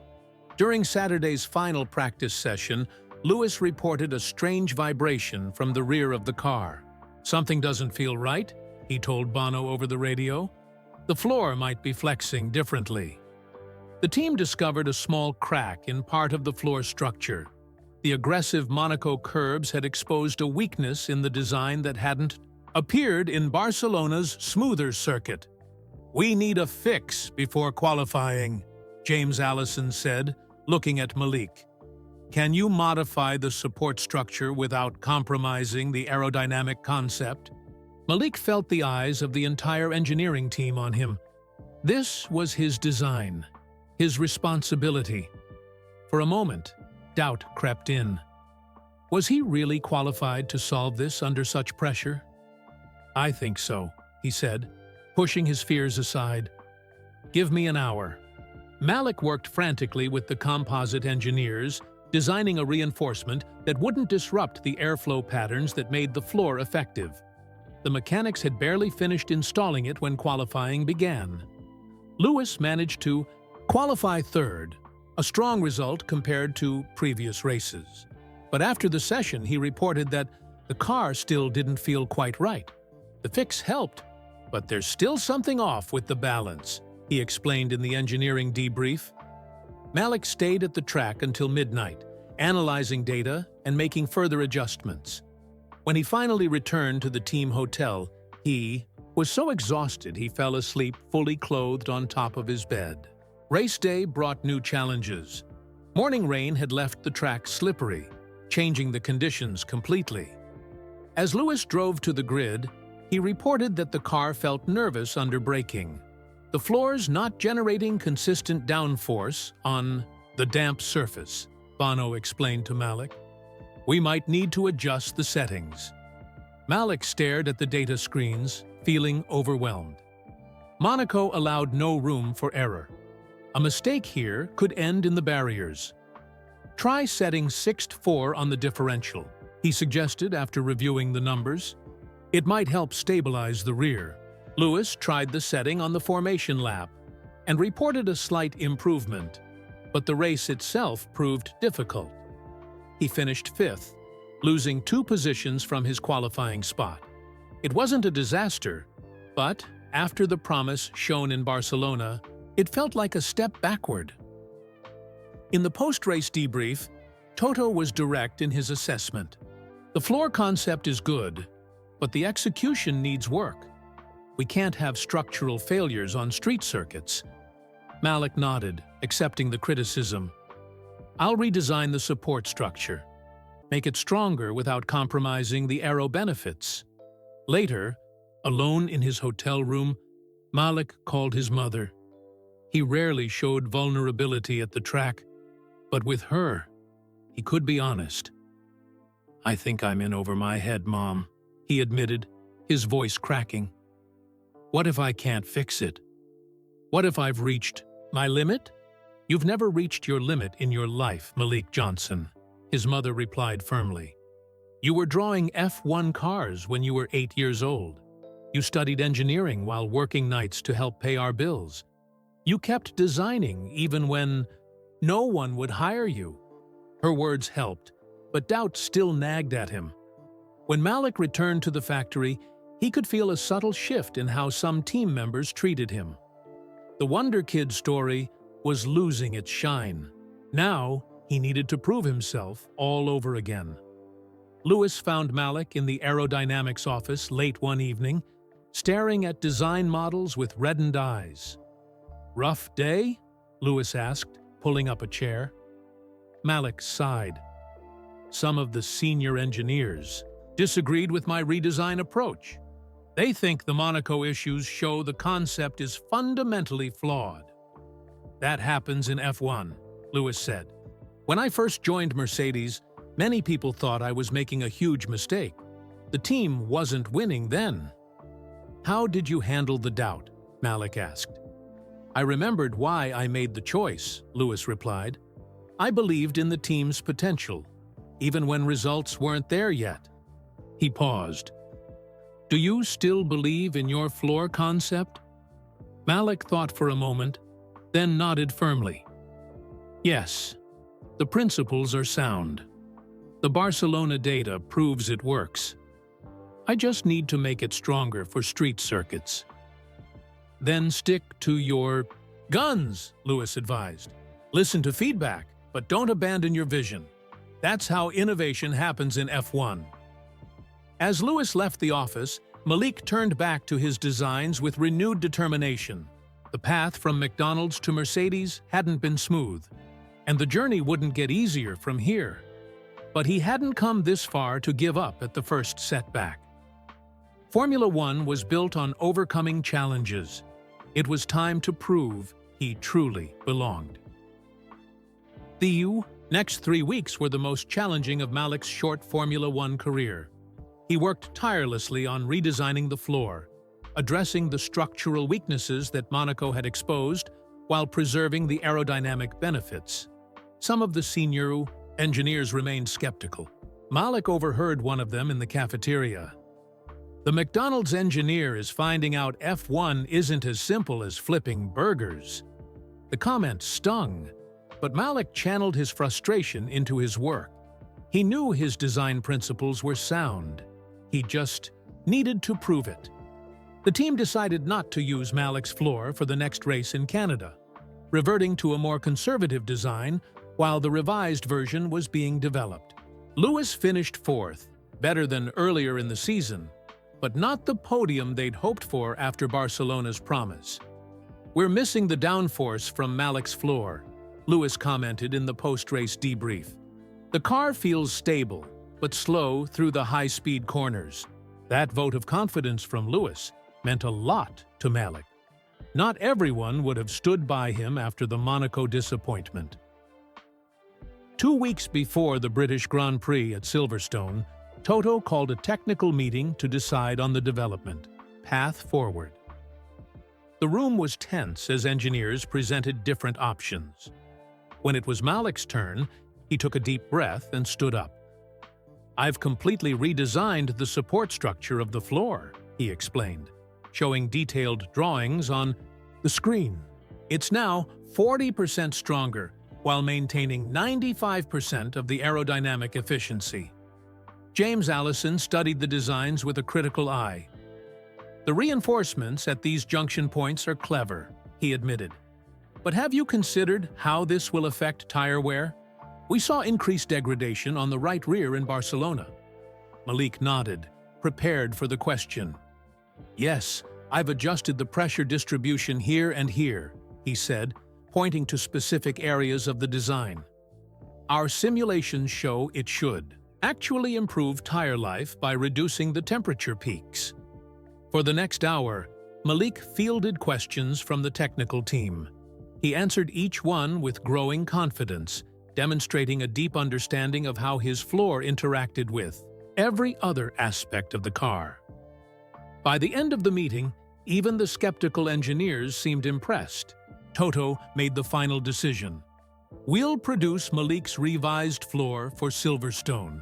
It's our home race, and we need to show progress."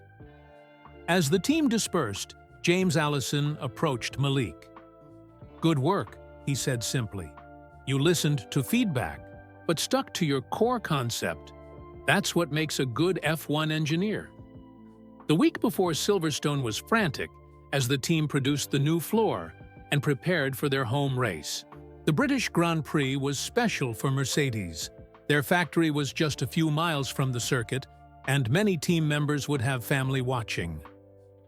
For Lewis, it was the most important race of the year.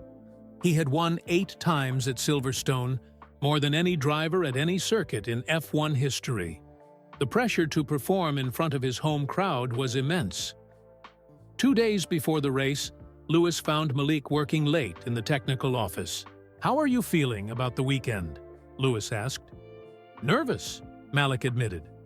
"If this doesn't work at Silverstone, I'm not sure I'll get another chance." Lewis understood the pressure. "Remember when we first met? At that McDonald's near here?" Malik smiled at the memory. "Seems like another lifetime ago." "In a way it was," Lewis said. "But the guy who was drawing F1 designs on receipt paper is the same guy who's now creating them for real.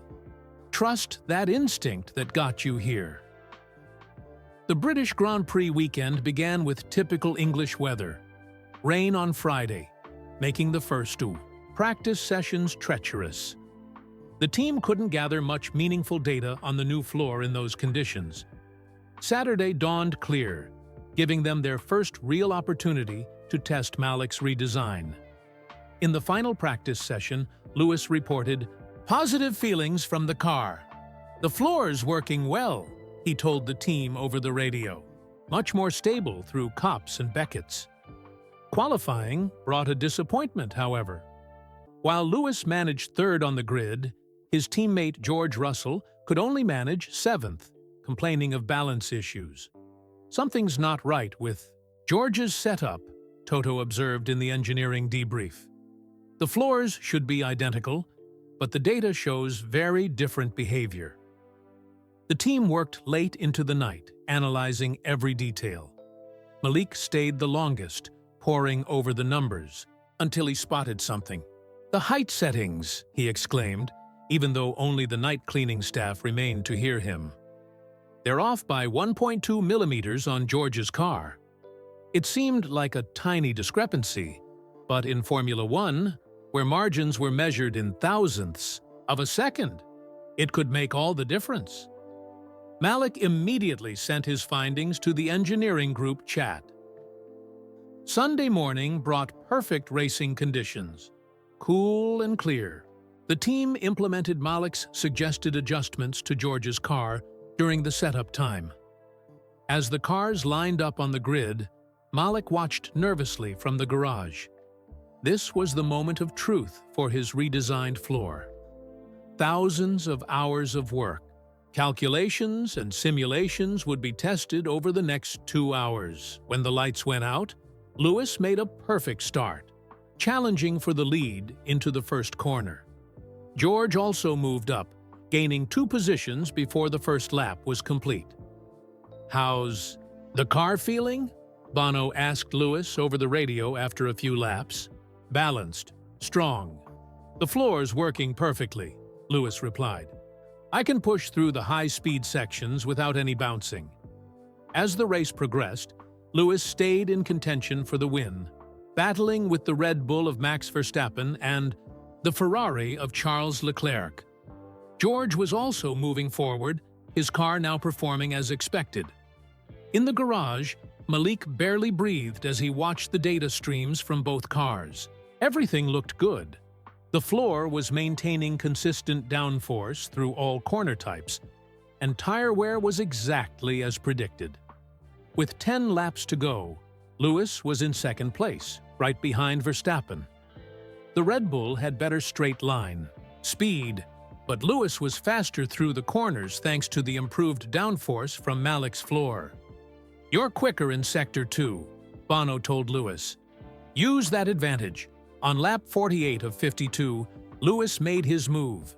He stayed close through the high-speed section of Maggots and Beckett's, then pounced at Stowe Corner, diving to the inside.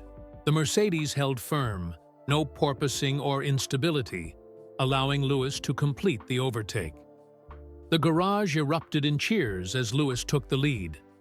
Malik pumped his fist, unable to contain his excitement. "The car feels amazing through the high-speed corners," Lewis reported. "I can attack with confidence." 4 laps later, Lewis crossed the finish line to win the British Grand Prix. George finished 4th, a strong result from his starting position. As the team celebrated, Toto sought out Malik in the crowded garage. "Your floor made the difference today," he said, shaking Malik's hand firmly. "This is what we hired you for." When Lewis returned to the garage after the podium ceremony, still sprayed with champagne, he made a beeline for Malik and embraced him. "We did it," Lewis said, including Malik in the victory. "From McDonald's to winning at Silverstone. What a journey!" For Malik, whose dream had always been to design a car part that helped Lewis Hamilton win a race, this moment was beyond anything he could have imagined. The struggles and doubts of recent weeks washed away in the joy of victory. He had proven he belonged in Formula One. The Silverstone victory changed everything for Malik. His position at Mercedes was no longer in question. Toto called him into his office the Tuesday after the race and officially offered him a permanent contract as a senior aerodynamicist. "You've proven yourself," Toto said, sliding the contract across his desk. "Your trial period is over. We want you on the team long-term." Malik could hardly believe it as he signed the papers. Just 2 months ago, he had been working at McDonald's with no prospects. Now he was being offered a dream job with one of the top teams in Formula One. "Thank you for believing in me," Malik said sincerely. "Don't thank me," Toto replied with a small smile. "Thank Lewis. He was right about you from the beginning." News of Malik's permanent appointment spread quickly through the F1 community. F1 TV requested an exclusive interview with the McDonald's engineer who had helped Mercedes return to winning ways. Malik did the interview despite his discomfort with the spotlight because Toto explained it was good publicity for the team. "Your story inspires people," Toto told him. "It shows that talent can come from anywhere if given the opportunity." The next race on the calendar was the Hungarian Grand Prix, just 2 weeks after Silverstone. The team was riding high on their British victory, but Lewis cautioned against overconfidence during the pre-race briefing. "Hungary is completely different from Silverstone," he reminded everyone. "Much tighter, more technical. We need to make sure our solutions work on all types of circuits." Malik had been thinking the same thing. He was already working on slight modifications to the floor designed to optimize it for the Hungaroring's unique characteristics. "We need to improve slow corner performance without losing our advantage in high-speed sections," he explained to James Allison, showing him the adjustments he was considering. James studied the designs and nodded approval. "Make it happen. We'll test it in Friday practice." When the team arrived in Hungary, there was a noticeable difference in how other teams treated Malik. Engineers from Ferrari and Alpine nodded respectfully when they passed him in the paddock. A technical director from another team even approached him to offer congratulations on the Silverstone performance. "You're one of them now," Lewis observed as they walked to the garage on Thursday morning. "Part of the F1 club." "It still doesn't feel real sometimes," Malik admitted. Lewis laughed. "Wait until someone tries to poach you for their team. That's when you know you've really made it." Friday practice went well. Lewis was fastest in the first session, and George topped the timesheets in the second. Malik's modified floor was working perfectly, adapting well to the Hungaroring's tight corners. "The balance is much better than I expected," Lewis reported over the radio. "The floor's giving me confidence in the slow sections." On Saturday morning, disaster struck. During the final practice session, Lewis reported a strange vibration, then a sudden loss of downforce. He limped back to the pits with the left side of the floor badly damaged. "What happened?" Toto demanded as the mechanics swarmed around the car. "Debris on track," Bono explained, showing camera footage of Lewis running over what looked like a piece of carbon fiber from another car. "Bad luck. The damage was extensive." With qualifying just hours away, the team faced a race against time to repair the car. "We don't have a complete spare floor of the new specification," the chief mechanic reported grimly. "Then we'll have to repair this one," James decided, turning to Malik. "Can it be fixed in time?" Malik examined the damage. The main structure was intact, but several of the complex aerodynamic elements were destroyed. "We can do it," he said with determination, "but we'll need to manufacture some replacement parts quickly." For the next 3 hours, Malik worked alongside the composite technicians, helping design and produce the necessary components. His hands-on engineering experience proved invaluable as they improvised solutions. Lewis paced nervously nearby, watching the frantic activity around his car. "Will it be ready?" he asked Malik during a brief pause in the work. "It will," Malik promised. "And it'll be just as good as before." With just 15 minutes to spare before qualifying, the repaired floor was fitted to Lewis's car. The mechanics gave Malik a round of applause as the final piece was secured. Qualifying was a tense affair. Lewis's first lap was cautious, understandably testing the repaired car, but on his final run in Q3, He delivered a stunning lap to take pole position by 0.2 of a second. "The car feels incredible," Lewis exclaimed as he returned to the garage. "Whatever you guys did to fix it, it's working perfectly." Malik received praise from throughout the team. His quick thinking and technical skills had turned a potential disaster into a triumph. Sunday morning brought heavy rain to the Hungaroring. As the teams prepared for a wet race, new concerns emerged about how Malik's floor would perform in these conditions. "We've never tested it in the wet," James pointed out during the strategy meeting. "The simulations suggest it should be even, more effective in the rain," Malik responded. "The channeling of water follows similar principles to the aerodynamic flow." Lewis nodded. "I trust it. Let's stick with the plan." As the cars lined up on the grid, the rain intensified. The start would be treacherous, with visibility severely limited. When the lights went out, Lewis made a perfect getaway, maintaining his lead into the first corner. Behind him, several cars slid off the track, struggling for grip in the difficult conditions. "Conditions report, Lewis?" Bono asked over the radio. "Very wet, but the car feels planted," Lewis replied. "The floor is working brilliantly. I can carry much more speed through the corners than the cars around me." As the race progressed, Lewis built a commanding lead, his Mercedes handling the Ibuana wet conditions far better than his competitors. George was also performing strongly, moving up to third place after starting fifth. In the garage, Malik watched the timing screens with growing excitement. The performance advantage was even greater than they had anticipated. His floor design was excelling in precisely the conditions that would have caused terrible porpoising problems earlier in the season. With 10 laps remaining, the rain finally stopped and the track began to dry. Some teams gambled on switching to dry tires, but Mercedes stuck with intermediates based on their performance advantage. It proved to be the right call. Lewis crossed the finish line with a 20-second lead, securing back-to-back victories for Mercedes.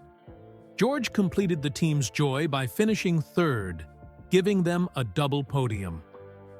The garage erupted in celebration. Toto embraced James Allison, then sought out Malik for a handshake that turned into a hug. "Outstanding work," Toto said. "Your floor design has transformed our season." When Lewis returned to the garage after the podium ceremony, he was beaming with joy.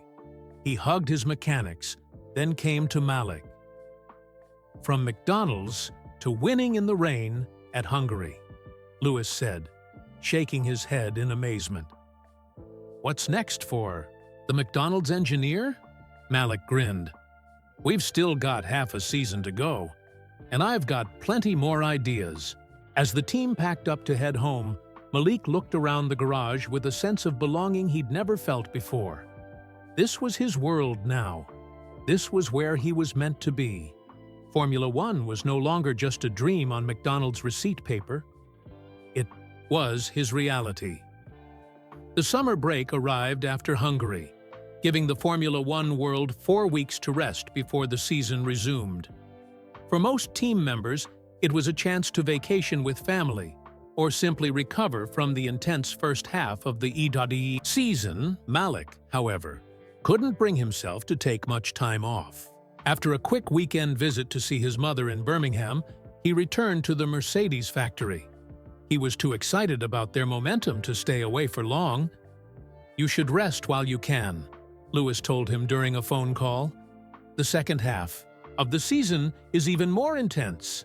"I will," Malik promised, though they both knew he wouldn't. Mercedes had arranged for Malik to move into his own apartment near the factory. It was strange having a place of his own after weeks in Lewis's guest house. On his first night there, Malik found himself looking at old photos on his phone. Pictures of his McDonald's uniform, the receipt drawings Lewis had first noticed, his mother crying when he told her about the Mercedes job offer. The journey had been incredible, but he still felt like he was catching up. learning things other engineers had known for years. There was no time to rest if he wanted to stay ahead.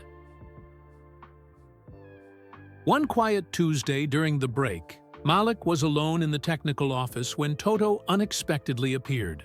"I thought I might find you here," Toto said, leaning against a desk. "Even Lewis takes vacation, you know." Malik smiled sheepishly. "I'm just refining some ideas for Spa. The long straights there will be a different challenge." Toto nodded, studying. Malik, with an intensity that made him slightly uncomfortable. "You've exceeded everyone's expectations, including mine," Toto admitted. "Lewis was right about you from the beginning." "I'm grateful for the chance," Malik said sincerely. "Lewis seems different since you joined us," Toto observed, changing the subject. "More motivated, more engaged. The two of you have developed a good working relationship." "He's been incredibly supportive," Malik agreed. "I wouldn't be here without him." Toto seemed to be considering something, then made a decision. "There's something you should know, Malik. Something about how Lewis found you." Malik looked up with curiosity. "What do you mean?" "He told me he just happened to stop at that McDonald's when he was hungry after testing." Toto shook his head slowly. "That wasn't the whole story. Lewis hasn't told anyone else this, but as team principal, he felt I should know." Malik set down his pen, giving Toto his full attention.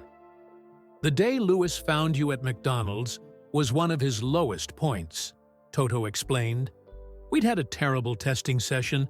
The car was nearly undrivable with the porpoising. Lewis was considering his future in the sport." "What?"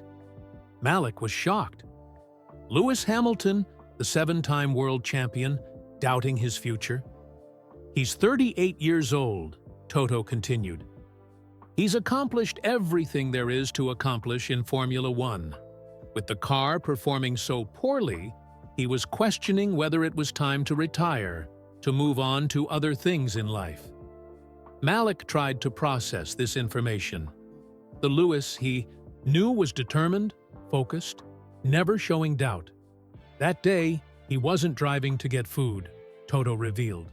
He was just driving, thinking about whether to continue in F1. The stop at McDonald's was random, a place to sit and think. "I had no idea," Malik said quietly. "Finding you there, seeing your passion and your brilliant ideas despite your circumstances, it reignited something in Lewis," Toto explained. "He's told me that discovering you, someone with so much talent but no opportunity, made him realize how fortunate he was to still be competing at the highest level of motorsport." Malik sat in stunned silence. All this time, he'd thought Lewis had changed his life. He never imagined that he might have changed Lewis's too. As Lewis helped you find your place in Formula One, you unknowingly helped him rediscover his purpose, Toto said. Your journey inspired him to keep fighting, to help build the team back to the front. "Why are you telling me this now?" Malik asked. Toto stood up straight. "Because the summer break is a time for reflection. And because you should understand the full impact you've had on this team. It's not just about the technical contributions, significant as they are." After Toto left, Malik sat alone in the office for a long time, thinking about this revelation. He had always felt indebted to Lewis for discovering him, for championing his cause. Now he realized their connection was deeper than he'd understood. When the team reassembled after the break to prepare for the Belgian Grand Prix at Spa-Francorchamps, Malik found himself looking at Lewis differently. He noticed the fire in Lewis's eyes during briefings, the intensity of his focus during simulator sessions. This was not a man contemplating retirement anymore. "Ready for Spa?" Lewis asked Malik as they headed to the factory cafeteria for lunch. "Absolutely," Malik replied. I've made some modifications to the floor that should work well with the high speeds there. Lewis nodded, then said something unexpected. I never properly thanked you, you know. Thanked me? Malik was confused. I'm the one who should be thanking you.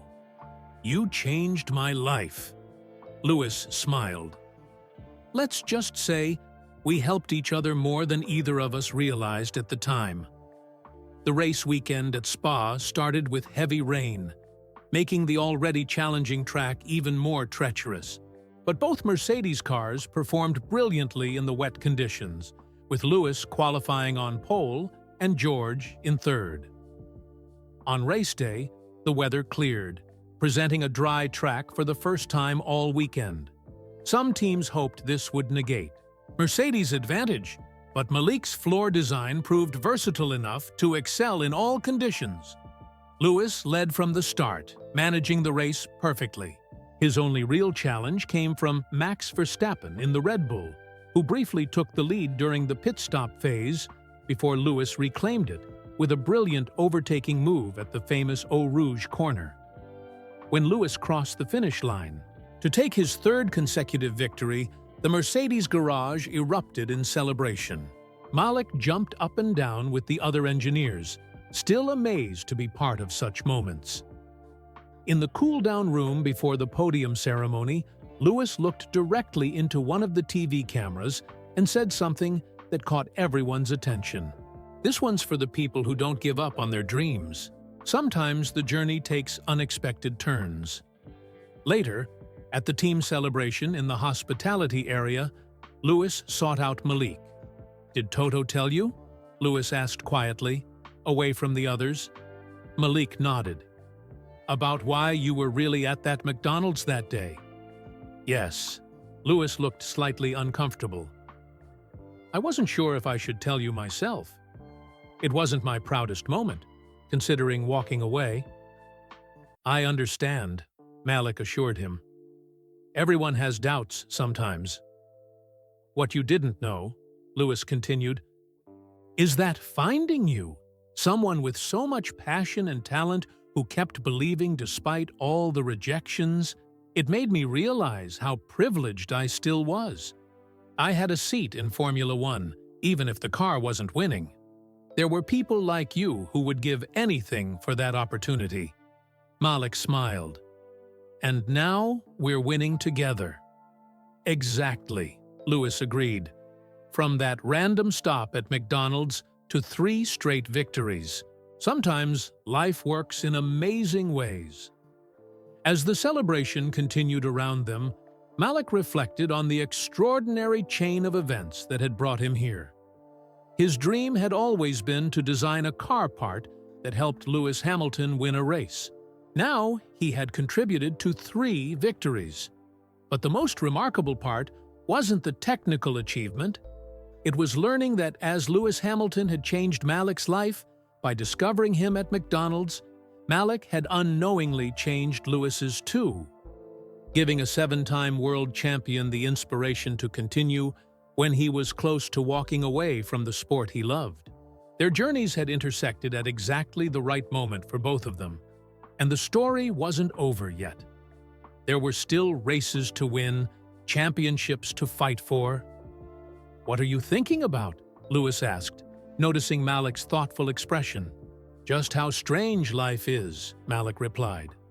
3 months ago, I was drawing F1 designs on McDonald's receipts with no hope of anyone ever seeing them. Now those designs are winning races. Lewis nodded. And 3 months ago, I was questioning if I should continue in F1. Now, I'm more motivated than ever. They raised their glasses in a private toast, acknowledging the unexpected ways their paths had crossed and changed each other's lives forever. 6 months after the Belgian Grand Prix, Mercedes held their end-of-season celebration at their factory in Brackley. It had been a remarkable turnaround season. After struggling in the first few races, the team had claimed 8 victories, 6 for Lewis and 2 for George. Malik, now fully established as a senior aerodynamicist, sat at a table with several other engineers as Toto took the stage to address the team. This time last year, we were licking our wounds after a difficult season, Toto began. Many people had written us off. They said Mercedes's era of dominance was over. He paused, surveying the room. Those people were wrong. Cheers erupted throughout the room. Toto waited for them to subside before continuing. Our comeback was not just about resources or facilities. It was about people, about finding talent in unexpected places, and having the courage to pursue innovative solutions. Malik felt several eyes turn toward him. His story was well known throughout Formula One now. The McDonald's engineer narrative had evolved from an amusing curiosity to a respected example of unconventional talent acquisition. After Toto's speech, various team members were recognized for their contributions. Malik received a special award for technical innovation, specifically for his floor design that had transformed the car's performance. When the formal part of the evening concluded, Lewis approached Malik's table. "Got a minute?" Lewis asked, gesturing toward a quieter corner of the room. Once they were away from the noise, Lewis handed Malik a small box. "I wanted to give you this privately." Malik opened it to find a beautifully crafted miniature replica of Lewis's helmet, mounted on a wooden base with a small plaque that read, "From McDonald's to Mercedes, dreams don't have deadlines. Lewis, this is." Malik was at a loss for words. "Look at the other side," Lewis suggested. Malik turned the base over to find another inscription. "To Malik, who reminded me why I race. Thank you. Lewis Hamilton." "I had it made specially," Lewis explained. "Only two exist, yours and mine." Malik carefully placed the helmet back in its box, deeply moved by the gesture. "Thank you. For everything." "I've been thinking," Lewis said, changing the subject. "Your story shouldn't be unique. There must be more talent out there. People who just need an opportunity." Malik nodded in agreement. "Definitely. I was lucky you walked into that McDonald's. Most people don't get that lucky break." "What if we created those breaks?" Lewis suggested, his eyes lighting up with enthusiasm. "What if we actively looked for hidden talent in unexpected places?" "Like a talent search program?" Malik asked, intrigued. "More than that," Lewis explained. "A foundation to identify and support underrepresented talent in motorsport engineering. Scholarships, internships, mentoring, breaking down the barriers that keep brilliant minds from reaching F1. Malik immediately understood the vision. That could change lives. Change. The sport, even. Exactly, Lewis agreed. And I want you to help me build it. Your journey is the perfect example of what's possible when talent meets opportunity. Over the next few months, the Hamilton-Johnson Engineering Initiative took shape. Lewis provided the initial funding and his global platform, while Malik designed the program structure and assessment methods. Their first project focused on universities outside the traditional F1 recruitment pipeline. They established scholarships at schools rarely considered by F1 teams, including Malik's alma mater, Birmingham City University. "We're looking for the same qualities I saw in you," Lewis explained during a planning meeting. "Not just technical knowledge, but innovative thinking, determination, and passion." By the start of the new season, the initiative had already identified 3 promising engineering students who were offered summer internships at Mercedes. Other teams began to take notice, with some establishing their own programs to widen their talent pools. The McDonald's, where Malik and Lewis had first met, became an unexpected part of their story. The restaurant hung a framed photo on the wall showing Malik and Lewis at the British Grand Prix, along with a replica of the receipt that had started it all. It became something of a motorsport landmark, with F1 fans stopping by to see where the famous discovery had happened. For the young people working there, it was a daily reminder that dreams could come true in the most unexpected ways. As the new F1 season got underway, Mercedes looked stronger than ever. The technical insights Malik had brought to the team continued to evolve, with each iteration of the floor design bringing further improvements. At the season finale in Abu Dhabi, Lewis Hamilton had the opportunity to secure his record-breaking 8th World Championship. He needed to finish ahead of his rival Max Verstappen to claim the title. The pressure was immense. Malik, now leading his own small aerodynamics team, had been working tirelessly to optimize the car for the specific challenges of the Yas Marina circuit. On race day, the garage was tense but focused. Lewis qualified on pole position, but Verstappen was right alongside him on the front row. "How are you feeling?" Malik asked Lewis during a quiet moment before he got into the car. "Ready," Lewis replied simply. "The car feels perfect. Your latest updates have given me the confidence I need." The race was a tactical battle, with Mercedes and Red Bull trading strategies and fast pit stops. Going into the final laps, Lewis led by a slim margin, with Verstappen pushing hard behind him. In the garage, Malik could barely breathe as he watched the timing screens. Everything they had worked for came down to these final moments, when Lewis crossed the finish line first, securing his 8th World Championship. The Mercedes garage erupted in celebration. Tears flowed freely as team members embraced each other. History had been made. Amid the chaos, Lewis sought out Malik, pulling him into a victory hug that was captured by the TV cameras and broadcast around the world. "We did it," Lewis said, emotion clear in his voice. From that rainy day at McDonald's to a world championship. What a journey! In his post-race interview, Lewis made sure to acknowledge the team's efforts, with a special mention of the brilliant minds behind the E2C car's performance. When asked about his record-breaking achievement, Lewis said something that resonated deeply with Malik. "This championship is special because it's about perseverance," Lewis told the reporters. "About not giving up when things seem hopeless. About finding inspiration in unexpected places." He paused, looking directly at the camera. "Sometimes the greatest talent is hidden in plain sight. We just need to open our eyes to see it." Later that evening, as the team celebrated at their hotel, Malik took a moment of quiet reflection on the balcony. Looking out at the Abu Dhabi skyline, he thought about how completely his life had changed in just 1 year. Lewis joined him, 2 glasses of champagne in hand. "Thinking deep thoughts?" Lewis asked, handing Malik a glass. "Just grateful," Malik replied. "For everything." Lewis nodded in understanding. "You know, people keep talking about how I discovered you at McDonald's. How I changed your life." "You did," Malik confirmed. "But they don't realize that you saved my career too," Lewis continued. "Finding you, seeing your passion when I was losing mine, it changed everything for me."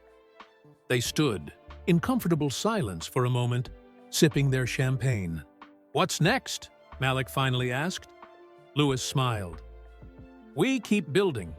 The cars, the team, the foundation. Finding more hidden talent. Creating more opportunities. Changing more lives," Malik added. "Exactly," Lewis agreed. "That's the real legacy. Not just championships, but the doors we open for others." As they rejoined the celebration inside, Malik knew their story was far from over. It was, in many ways, just beginning. Thanks for joining me till the end. Let me know in the comments. From where you are tuning in, drop your city and country name below. If you enjoyed this incredible journey from McDonald's to Formula One, make sure to hit that like button and subscribe to the channel for more inspiring stories about Lewis Hamilton and the world of motorsport. Did you ever expect a random McDonald's visit could change so many lives? Share your thoughts in the comments. See you in the next one.